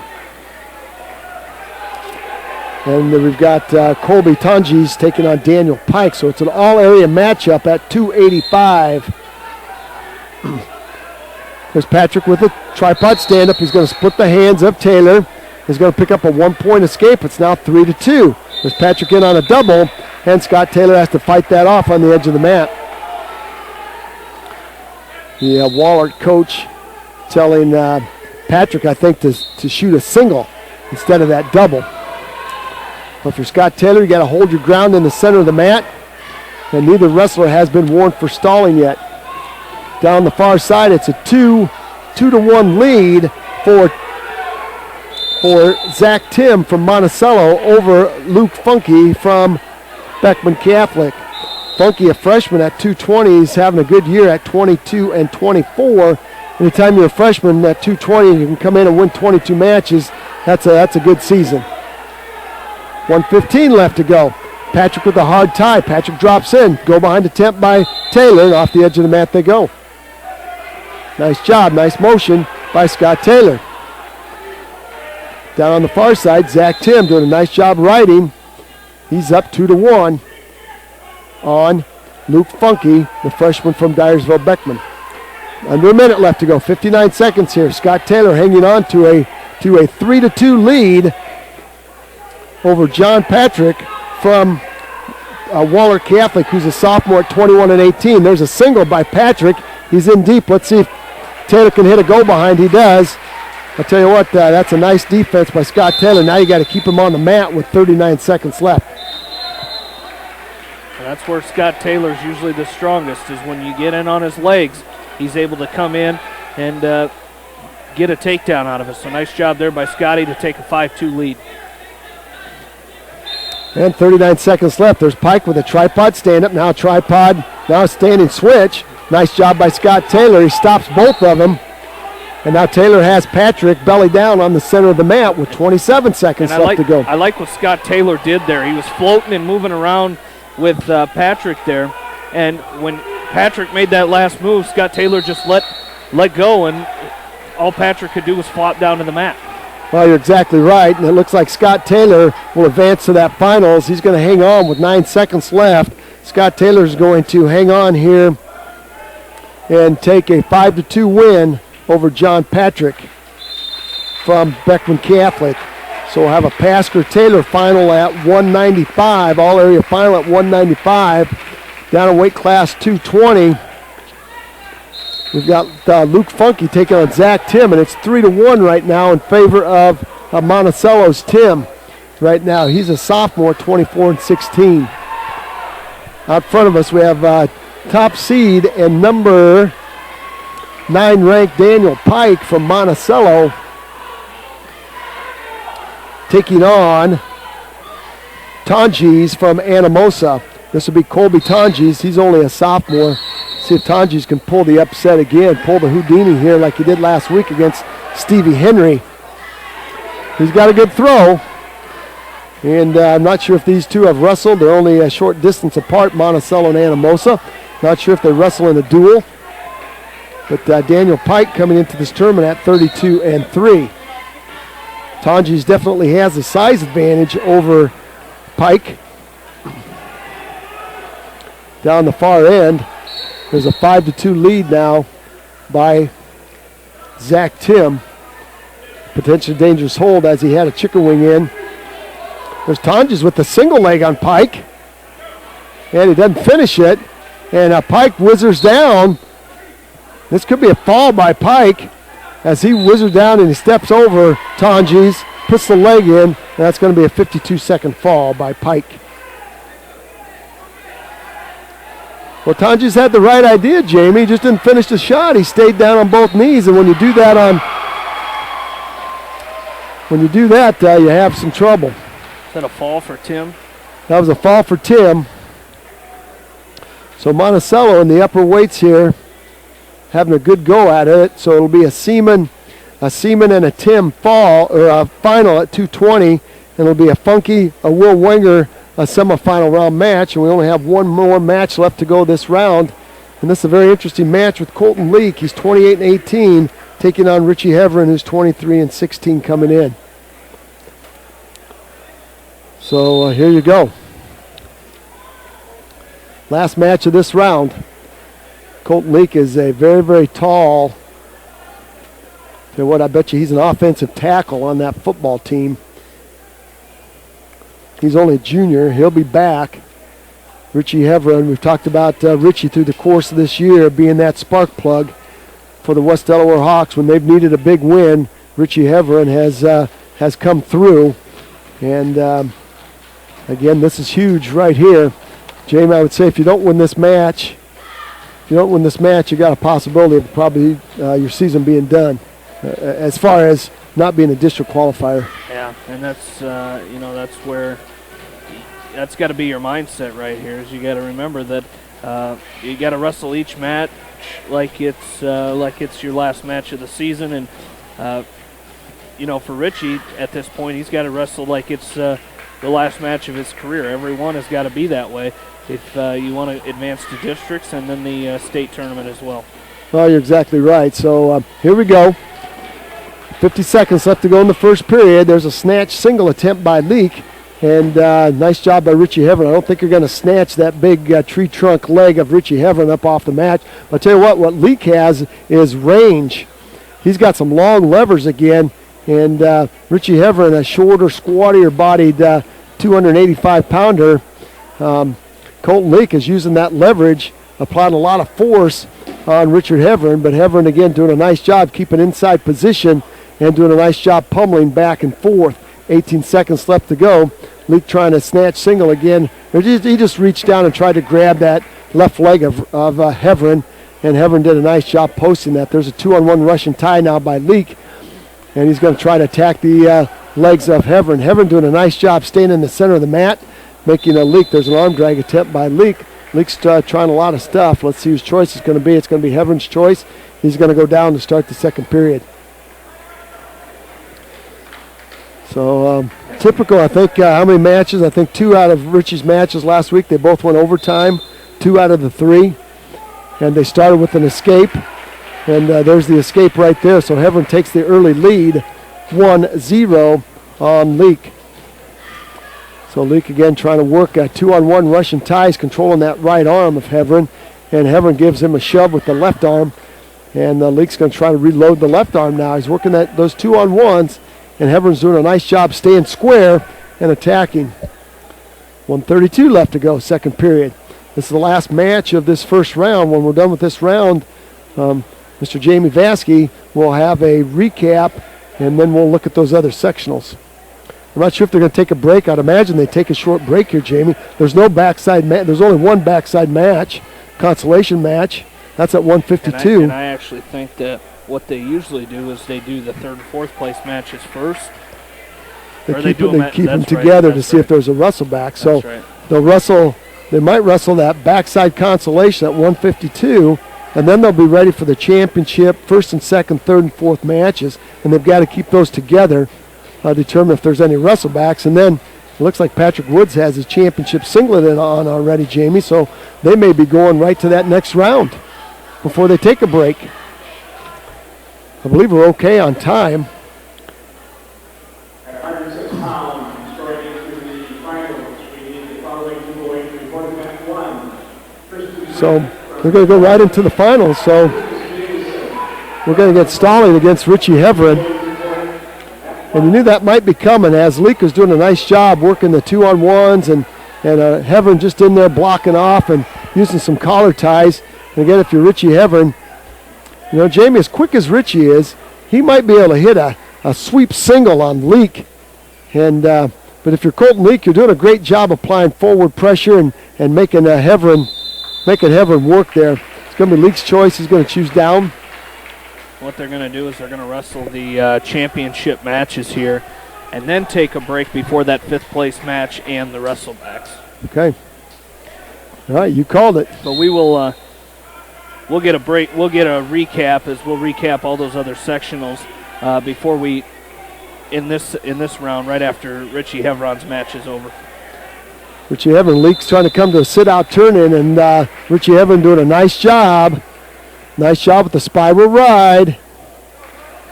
154, that's only 6 seconds off the clock. If you're Colton Leak, 2 points would be huge right here. If you're Richie Hevron, you got to continue to work here. There's Hevron picking up that inside leg. Hevron picking up that inside leg. A referee looking for locked hands. And again, if you're Richie, you got to be real careful. Colton Leak working his base back. There's a tight waist by Hevron. And boy, you got to be careful not to lock hands if you're Richie Hevron. If you're Colton Leak, yeah, continue moving. Working some wrist control. Working some inside wrists. Colton Leak, you got to continue moving now. Leak's going to sit on his ankles this time, so Hevron can't pick those. There's a switch attempt by Leak, and he's going to pick up a 2-point reversal on Hevron. So Leak goes up now 2-1. That's going to be up to Hevron to get back to his feet right now and tie this up. You just kind of see that coming. There's going to be a stand-up turn-in and a 1-point escape by Hevron. Now it's 2-2. Leak now. If you're Richie Hevron, you got to apply a lot of forward pressure. If you're Colton Leak, you got to apply some forward pressure and go to work. Leak looks a little bit tired. Hevron looks a little bit fresh right here.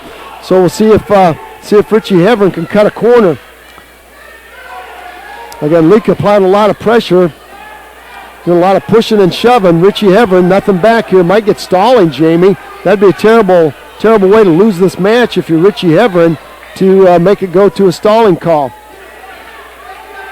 Leak's just pushing and shoving right now, just faking some shots. And again, that's what you want to do if you want to make that, tell that official that you're working. 33 seconds left to go. And off the edge of the mat. If you're Richie Hevron, you got to circle, look for a sweep single, look for a duck under, look for a throw by. If you're Colton Leak, you got to continue to work those 2-on-1s. Hevron now to a hard collar tie. Leak applying a lot of forward pressure. Hevron's now is going to push Leak off the edge of the mat, and here we go again. 21 seconds left to go. Will the official call that stalling, Jamie? There's a long shot by Hevron. No points. Leak in. Boy, Hevron took a long shot there. Now front headlock by Hevron. He's got Leak down. Let's see if he can cut the corner. Leak's trying to turn this into 2. Hevron over the top of Leak, and boy, what a scramble there. Richie tried to get the corner on Leak. Leak did a great job of keeping his knees up and just driving right into Hevron. And now we're going to go to the blood corner. We've got 6 seconds left. That was a long shot. Maybe an ill-advised shot by Hevron, Jamie, but he showed the quickness right there as he fought back. It looked like Leak was going to hit a go-behind and score that 2. And Hevron did a nice job squaring off, had a front headlock, and couldn't quite stuff the head far enough to hit that go-behind. Again, those long levers of Colton Leak, they kept Hevron at bay, so we're going to overtime.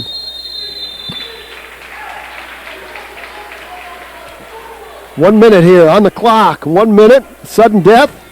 This is nothing new to Richie Hevron. Again, he's used to being in this situation. Again, if you're Colton Leak, you got to continue pushing and shoving, looking for something that's going to work. If you're Richie Hevron now, Jamie, you got to hold your spot in the center and keep pummeling, keep pushing, looking for some snaps. Hey, you don't want to go backwards, like you said. If you're Richie Hevron, you got a stalling call against you, so you got to be able to. You got to try to keep going forward here. There's Richie Hevron trying to single. Again, that's a nice job by Hevron. Again, telling that official you're working. Looked like a high crotch attempt by Hevron. I think if Hevron cleared that big right arm of Colton Leak, he'd be in for an outside single. 17 seconds left to go. Might be period number 5. Colton Leak now. Here comes the collar tie by Leak. Let's see if Leak's going to shoot a shot on Hevron. Leak has not taken a shot yet. Hevron's taken a nice shot on Leak. 7 seconds left to go. And we're going to go to period number 5, it appears. Going to settle this thing on the mat. Let's see his choice. It's going to be Hevron's choice. He's got to go down again. Now you got 30 seconds up on the clock. And Richie's done a good job of getting away from Leak so far, but if you're Colton Leak, you gotta try to break him down and stop that first move. Well, you're exactly right. And you got 30 seconds is all. Here comes Heaven to a nice stand-up. He's going to score one. There's your one-point escape. Now we'll see if Leak goes offensive-minded here. Leak will have his choice in the third period, or in the next period if there's no points scored here. Heaven doing a nice job with hand control right now. Leak with a hard collar tie. 8 seconds left to go. And that's going to do it. It's going to be Leak's choice now. Heaven needs to ride him out. Heaven needs to ride him out for the win. Yeah, want to ride him out and win this thing 2-1. They got 2-2, Jamie. It should be 3-2 up on the board. Here comes that switch. Heaven's going to reach up. There's that escape by Leak. We're tied up at threes. It should be threes up on the board, Jamie. There it is. Yeah, it is. Threes up. 16 seconds left to go. I think it'll be Richie's choice to start that last period, as he got the first escape in the second period. So it'll be Richie's choice. He goes down and gets away. He wins. If Leak rides him out for the 30 seconds, he wins. Here you go. Richie's kind of used to these matches.